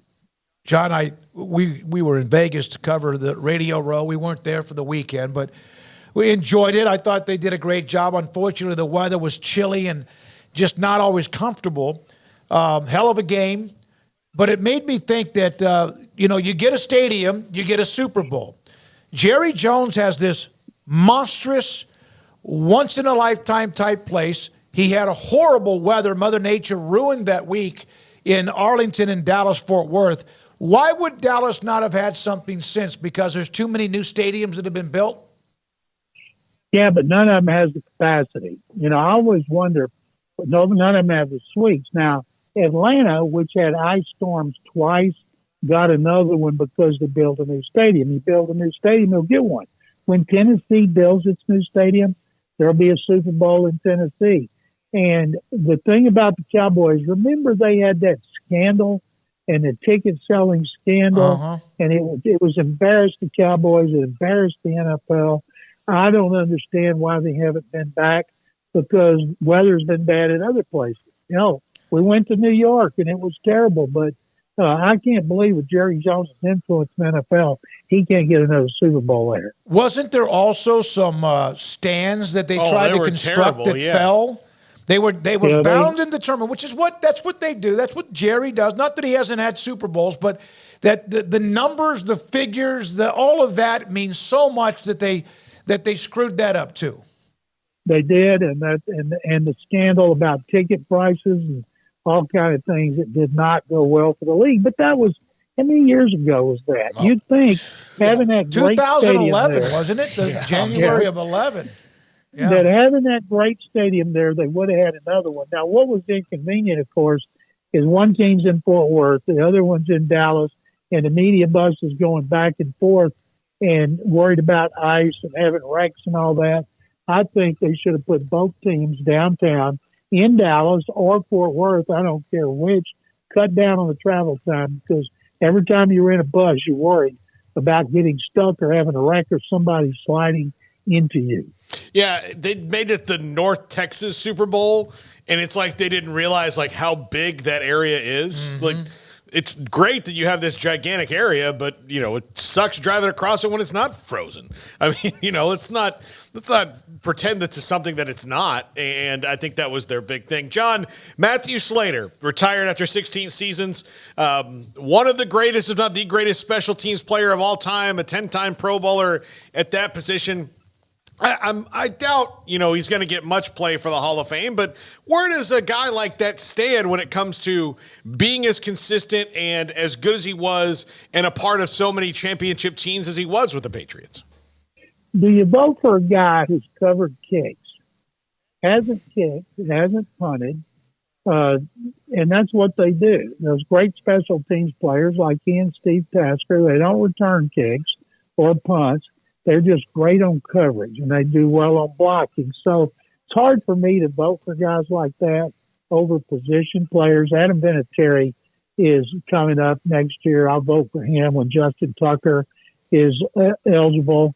I would vote for Justin Tucker as well, but it's going to be hard for a coverage guy. We just finally got Devin Hester in this year, and Devin Hester's the greatest return guy in history. And because he affected games, and it took him forever.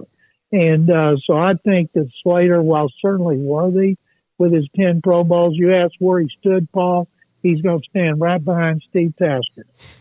John, I am a Commanders fan, as 3/4 of this room actually in here right now are. And so we're used to being let down and all those types of things. So you can just be truthful with us, and whatever good or bad, we'll deal with it. But what do you think about the Dan Quinn hires of Cliff Kingsbury as OC and Joe Witt Jr. as defensive coordinator? Craig, have you ever held that against your dad? At times, perhaps, John. Perhaps. Last Why couldn't I years, have been a Chiefs fan or something, right? Like a Patriots fan. Yeah, no. It's Were it's you been even born when they won their last Super Bowl? I was alive. I was alive for 92. Yeah, He was 80. Or He was 91, I guess. 8 years old. Yeah. Mm-hmm. I think Dan Quinn was a safe hire. I think there was others they wanted, like McDonald. It was safe. I like Cliff Kingsbury. If you look at the offense that they had in Arizona with Kyler Murray, and he liked Murray more than anybody else. If he hadn't been hired by the Cardinals, Murray wouldn't have been the first overall pick. But he had good offenses with injuries, so I think it's a good move. They're going to get a quarterback. I don't think they'll get Caleb Williams, but they're going to have a choice of Jalen Daniels and Drake May, and I think Kingsbury will do a really good job with the offense, and Dan Quinn will do a good job with the defense. So have you been to a Houston Cougars basketball game this season? No, it's too crowded, and they did a great job when they built that arena, just like Foster Pavilion, smaller, loud, sold out, demand for tickets, and I'm glad they're playing in Waco next week instead of, is it Saturday? Yeah. Saturday. I'm glad they're playing in Waco instead of Waco. The Bears leaving Waco, coming down here. I just want to make sure Baylor beats BYU and goes into that game with a victory. And also doesn't have a letdown against TCU and have to go to Fort Worth after it. There's a lot of people telling me about, well, Cougars are going up to play Waco High. And I said, well, I told them Waco High swept Iowa State. And they were impressed till they realized they played one game. And I said, yeah, they swept them. Yeah. Swept them 1-0. Yep. So there's a lot of trash talking down here already about the Cougars and Bears, but sick 'em Bears when they're playing in Provo tonight. Well, the Chiefs beat the 49ers 1-0. They swept them, right, to win the Super Bowl. So that's all that matters. John, as always, love the memories, the storytelling. Appreciate what you do and what you represent. Thanks for your time. Guys, thank you very much. Sick 'em Bears. Yes, sir. John McClain, Hall of Fame columnist with us on Tuesdays in the Tuesdays 5 o'clock hour. Coming up, Paul Catalina and the Top 5. Don Humidor and Coffee Beans in the Town West Shopping Center off Valley Mills, in between Richland Drive and Valley Mills. 48-foot walk-in humidor.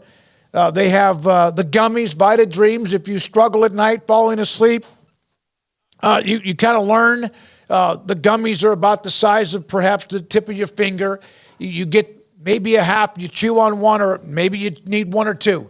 Allows you to fall asleep without all this constant buzz in your head when it comes to how much you need to do the next day or what's on your mind.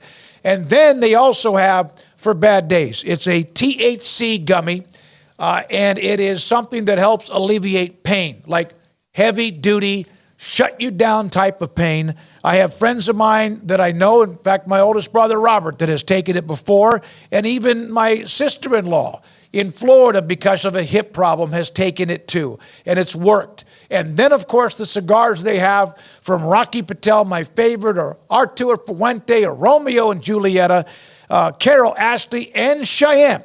Don Humidor Coffee Beans in between Richland Drive and Valley Mills in Waco. Are you ready to elevate your Waco experience to a whole new level? Look no further than the Baylor Club, where you can indulge in one-of-a-kind luxury and unwind in our exclusive lounge area. Located in the heart of McLean Stadium, this elite club offers 5-star member atmosphere for all your work and play needs. With a master culinary team and outstanding hospitality, we take pampering to a whole new level. Weddings, milestones, businesses, and birthdays. A stadium roaring with Bear Spirit featuring stunning city skyline views. The Baylor Club truly has it all. The Baylor Club is the destination for Baylor basketball pregame meals, beverages with this special membership offer. If you mention Sikkim 365 or 365 Sports Radio, just ask for John or Devin for details. For interest in membership or your next private event, call 254-710-8080 or Google Baylor Club Linktree for more information on menus, calendars, upcoming special events. Say yes to the Baylor Club today. 254 710-8080 or Google Baylor Club Linktree. Cars priced right, day and night. Average your car in Texas. Trucks built for you, red, white, and blue. Average your car in Texas. Cars that zoom with lots of room. Average your car in Texas. Count on us, a dealer to trust. Average your car in Waco, Texas. Pizza, burgers, and Bears football. There's no place around Waco that serves them all other than Bubba's 33. Come show your green and gold and enjoy some of Waco's best food and beverages while watching your favorite team, the Bears. When real Bears fans get hungry, Bubba's 33 is the #1 spot for ice-cold drinks, hand-stretched, stone-baked pizzas, and bacon-infused burgers. Join us for indoor or patio dining. Bubba's 33, Waco's restaurant and proud supporter of Baylor Bears football. Sick 'em, Bears. It's time for Paul Catalina's Top 5, brought to you by Texas Beef House. Where's the best beef in Texas? Your house when you order from Texas Beef House. Unleash the flavor of Texas-raised Wagyu. From our pasture to your plate, TexasBeefHouse.com. Top 5 college football playoff thoughts after this new vote to finally get to the 5-7 model. Number 5. Maybe recapping some of our opinions from earlier in the show, but some people did not get to see that. So how long before more home games gets discussed? That's a question. Now, how viable it is or how, realistic it is to, shake the New Year's Six out of this equation remains to be seen. But we did mention it. If you're watching, if you're Michigan and watching Georgia have this great home crowd and you don't get it, how long before you try to bend the rules in your favor and point them in that direction so that if you get a bye, you also get a home game? Yeah. I mean, we started talking about that, and then Dan Walken had plenty of thoughts. Wetzel, excuse me. Yeah, definitely a difference there. Dan Wetzel had some thoughts on it too, and I think we all agree that you're definitely going to be one of those teams that gets a bye, looking around on that first night of games, going, damn, that's cool. Like that would be like we'd almost rather be playing tonight. That's so cool to host a playoff game. So yeah, I think that's inevitable. I just don't know how in the world you're not going to want to host a playoff game on campus. There might be some unique circumstances, like I guess Dan pointed out, where if you've already played once during the season, then maybe you'd want to do something differently because you already played, let's say, like in Knoxville, and so you'd want to go maybe neutral site Atlanta, but I mean, I don't know how that would work. I mean, I'm sure there will be some instances where it's not just the perfect thing, but yeah, I feel like this will be a topic that's discussed in short order, and I just don't know how you're going to balance that with the bye.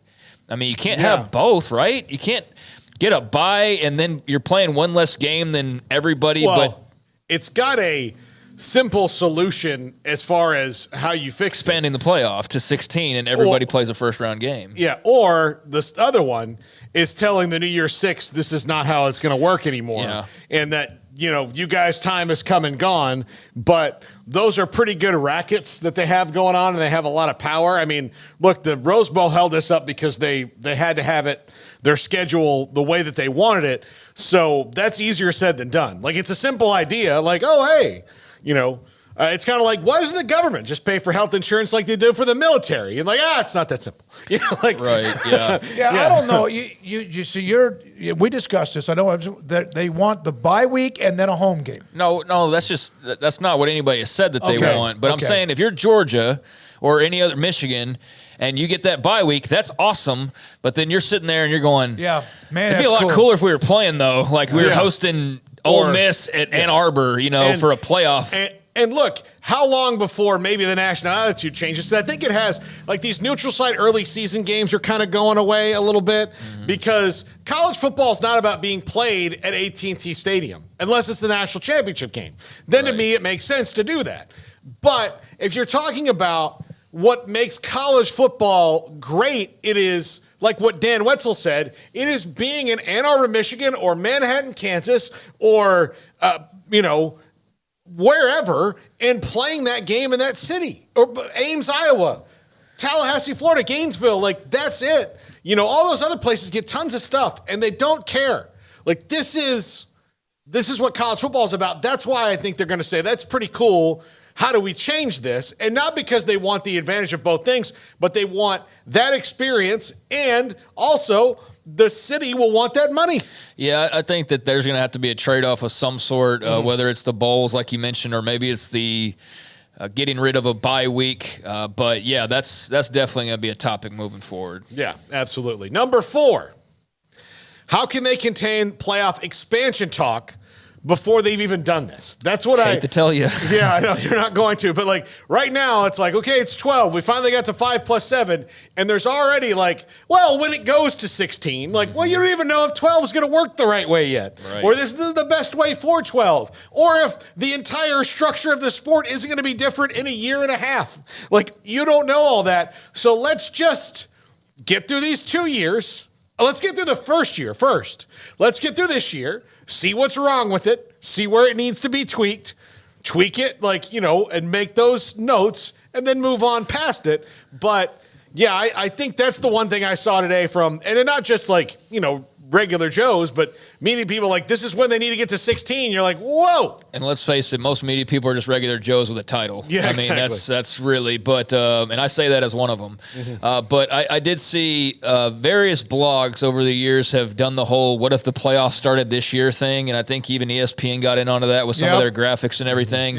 Your question about the bowls, like getting out of the way, maybe being one of the ways to expand, I know this is going back to the previous point, but you could do that, like, if you had 16 teams, but you had to have no buys though. And if you did that, all 16 teams, but it'd have to be a 16-team playoff, play 8 first-round games, and then you do Peach is a quarterfinal, Fiesta's a quarterfinal, Cotton and Orange are quarterfinals, and then you'd have Rose and Sugar are your semis, and then you have the CFP championship. So, but that would mean adding 4 teams. That would mean getting rid of a bye. So there's going to have to be some concessions, but I don't think that this part right here is going to be sustainable at all. There's already calls, like you said, for 16. It seems like the SEC and the Big Ten, with whatever their motivations are ultimately, we'll find out more tomorrow, I think, on that. Or if they don't get what they want, or is that going to be enough? Or are they going to want to push the field higher? And just in general, if they get all they want, does everybody else revolt? If they go past a certain number, don't they have to start cutting back on games during the season? And I would might think lose so. home games anyway. I don't think there's any way you can go past 16. Well, they're going to play 16 or 17 games. But I don't know how you can do like a 32 it would be stupid. You don't even do a top 32 poll. You do a top 25. So. But, yeah, I think that this is inevitable, that there's going to be 16 team calls here in the very near future. Oh, man. Hannah Lewis, next step, expand to 16 teams effective 2026, and that might happen. That's the thing. 2 years is all we're getting here. I mean, that's the only thing is guaranteed is there's a 12-team playoff for this year and the year after, and that's it. Beyond that, there is nothing in place. They could go back to the BCS for all we know. They could. They could. Yeah, that probably wouldn't go over that well with anyone, but no, but it's much more likely they would go. I wonder if you could have the BCS or the 4-team playoff, what the vote outcome would be on that, because the 4-team was not the most popular by the end of it, but maybe that was just unique in this final year. But yeah, the playoff expansion, it seems almost inevitable that that's going to be a thing again in a couple years. Absolutely. Number 3. Future of the Pac-2 is even more nebulous. Like after today, you hear Kirk Schultz go, well, there wasn't a lot of support for my plan. Like, no. There was not. There was absolutely not. And, what has to happen? Like, everything about them seems to hinge on what the future of the ACC is, to me right now. And that's not even a guarantee. But whatever the future of the ACC is, I think Oregon State and Washington State are going to have to wait that out and see. So... Yeah, no, I agree with that. There's only 2 landing spots for them. They're not getting in the SEC, and they're not getting in the Big Ten. That's just the way that it is, and the same could be said for 90% of those 2 leagues, if not higher. So we know that there's some darlings that are still available, mostly in the ACC now, if not all the way in the ACC. And there's a handful of those, but beyond that, I don't know. The future looks just dark for everybody involved, even the schools that are probably sitting there with life rafts. They still don't even quite know what's going on just yet. But, yeah, it's a tough time for the Bees and the Cougs, and I don't know that today really makes you feel all that better about things or ensures you that things are going in the direction that you want. We still don't really know the details about kind of how that unfolded behind the scenes because you've got Schultz saying, well, I never intended to, halt any plans. But did he get any kind of assurances or kind of what was the conversation like? That we're not privy to. So without knowing that, yeah, it's just a mystery of what these two are looking at here in a couple of years. You've at least got the life raft of the money coming in, and that's a lot of money. And we'll see how maybe that helps you grease some palms and gets you a nice landing spot in a couple of years. But for right now, it's still just a question mark. Yeah, absolutely. And again, it probably even depends on how many teams the ACC would lose. I'm like right now, I'm sure Jim Phillips knows he's losing Florida State one way or the other. Hey, like, would you and Florida State get your, what? Stop being such. We say that, and it's true, but like they still have to go out and actually do that though, because I mean, there's nothing saying that we won't be here in 3 years from now, and we're still talking about Florida State talking. But but look, they're leaving as soon as the light changes, right? Yeah, and.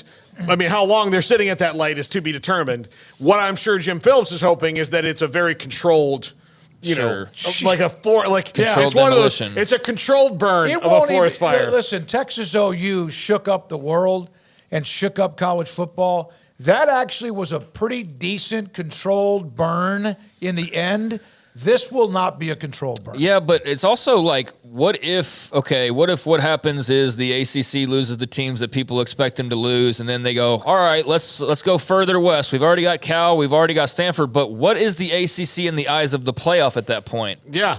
No, good point. They're not the same. Same for the Big 12. Yep, like, absolutely. What does that even look like in 2 years? That's why reacting the way Yormark did as quickly as he did just to get the TV deal, much less stay among the autonomy conferences, was such a huge deal. But he's already having, it was and it is, but he's already having to turn right around and start working on the next one because there's nothing guaranteed for them after that. And he has probably 2 or 3 different options, looking at him at least.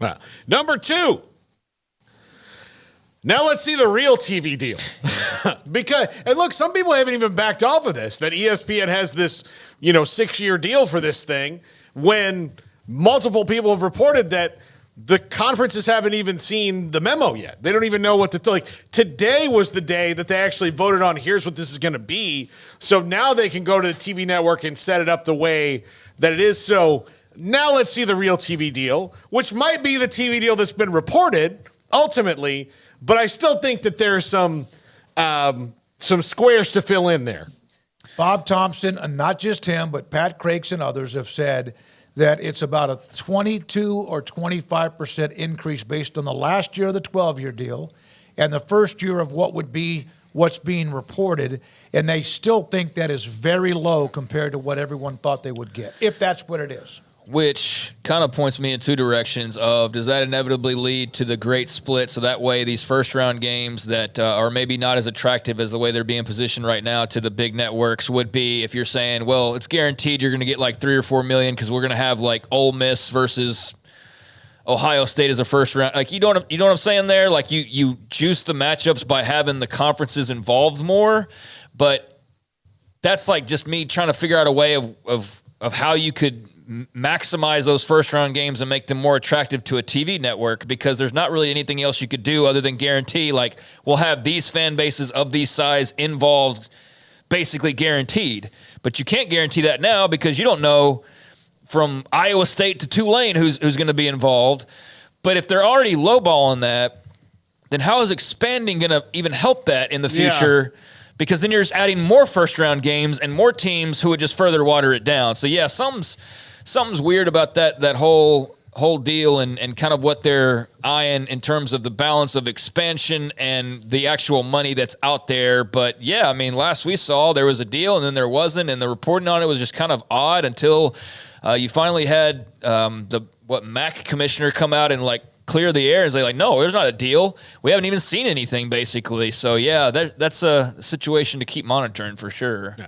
Number 1. How is the Big 10 going to push for the Conference Pacific, or the Big 2, I guess, going to push for the Conference Pacific AQs. If it's not the SEC proposed none, the Big Ten might be behind this. Wonder why they did that. How? Well, look, the SEC is like, I think it was smart in their plan to be like, listen, there's no limit on AQs. Nobody's promised one, knowing that they're set up to just do it anyway because they've fed the propaganda for so long. But if the Big Ten floated out 4, there would be very, like that would even limit what the SEC could get, right? And so I don't think the SEC is going to be in favor of the Big Ten getting 4 when they're like, well, if you got 4, then most years we could get 6. Like that's not, if you're basing it on history, and that's what they shouldn't do, which is why there shouldn't be specific AQs for each conference. Why don't they let the season play out year to year and see what happens? And stop worrying about whether or not, because the SEC's been dominant for 20 years, they should because it's not about the fans and the product. Just let the freaking seasons play out, and then at the end of the year, pick your 12. Some of them are automatic. And if the only reason, if a conference doesn't want automatic qualifiers, is because they know going in, they're going to get 6 or 7 or how many teams, because that would be better for them. And so I don't blame them, but God, can we just let some seasons play themselves out, which they hopefully will? No, we're following very different sports. We're already talking about the playoff being opened up in 2 years from now and the future of the playoff, and we just got the 12-team confirmed today. So, no, we're in the wrong line of business for just letting things settle and sit without speculation or wondering about the future. And that's warranted, I think, for college football and college athletics, because it is such a topsy-turvy, day-by-day kind of a deal with all of the different storylines. But tomorrow, I think, will be another interesting day. I've said that 500 times on the show, but that's true because they're going to continue on these conversations, and I think we probably should have a little bit of light shed, whether it's just straight-up reporting or it's an article planted by a commissioner from one of these 2 leagues or from some other league that will apprise us of kind of where that conversation is sitting. But it's pretty obvious what Sankey's wanting and, what the Big Ten wants to do as well. And so, I'm very curious of kind of how specific this gets with those automatic qualifiers. That's going to be interesting, and I don't know, man. I could see it turning away some people, but I guess if you've got all the biggest brands, you're not really worried about losing fans here and there because you've got the bulk of fans, and I kind of feel like that's what is in mind with some of these moves. It's not about the greater good. It's about what's still going to work for those 2 and those 2 alone ultimately. And maybe that's a big bad thing I'm making up in my head, but that's the concern a lot of people have right now, and I think rightfully so, given how much sway they both have. Matt Parker's made some really nice comments, among others, in the chat room, and I know where you're going, Matt, but this would never happen. Go to 16. Every conference champion makes it. Even the G5s. They're disgusted having to let one G5 get in. Yeah, look, I'm telling you, there's going to be some people. There are some that are okay with it, but there are some that are like, what are we doing here? There's going to be some people in that committee meeting that are like, all right, the top 5 are Texas, Clemson, Michigan, Ohio State, and Troy. It's such. They're just not gonna be able to say it. Yeah, you're right though. That's the ideal. That's when the new video game comes out. Hopefully, you can create your own playoff. There's an idea. Yeah. I just threw that out there. There we go. There you go. You mean like because trademark it? Yeah. By the way, did y'all see? Do y'all remember when I coined Super 2? Do you remember that? Yes. Do you see that now? It's all over the place. Thank you. You didn't copyright it. Yeah. So. But do you remember that, Garrett? Yes. I just remember coming up with a Super 2, and then I see that all the time now, and I'm just like, I said that first, man. But no, I think create a playoff would be a cool idea for the video game. And Matt, to your point, that would be the ideal way to do it for a lot of people, but that's not what is going to make the most money, and that's ultimately what it comes down to. It might be the right way to do it, but the right way is not always going to be the way. Thanks to everybody. I said Super 2 first. You were thinking about the election, Super 2. No, I was not. Garrett, thank you. Emery Winter, Jack McKenzie. Appreciate what you guys do every day. Also, our phenomenal sponsors. Those of you who are in the chat room today, I thought some names that have not been as maybe visible or involved. We appreciate those of you who joined us and those of you who are there every day. Paul Catalina, Craig Smoak. We will be back again tomorrow with 3 Triple Option at 1. Sports Tonight, 365 Sports Tonight at 10:30 on the CW. I'm David Smoak. Good night.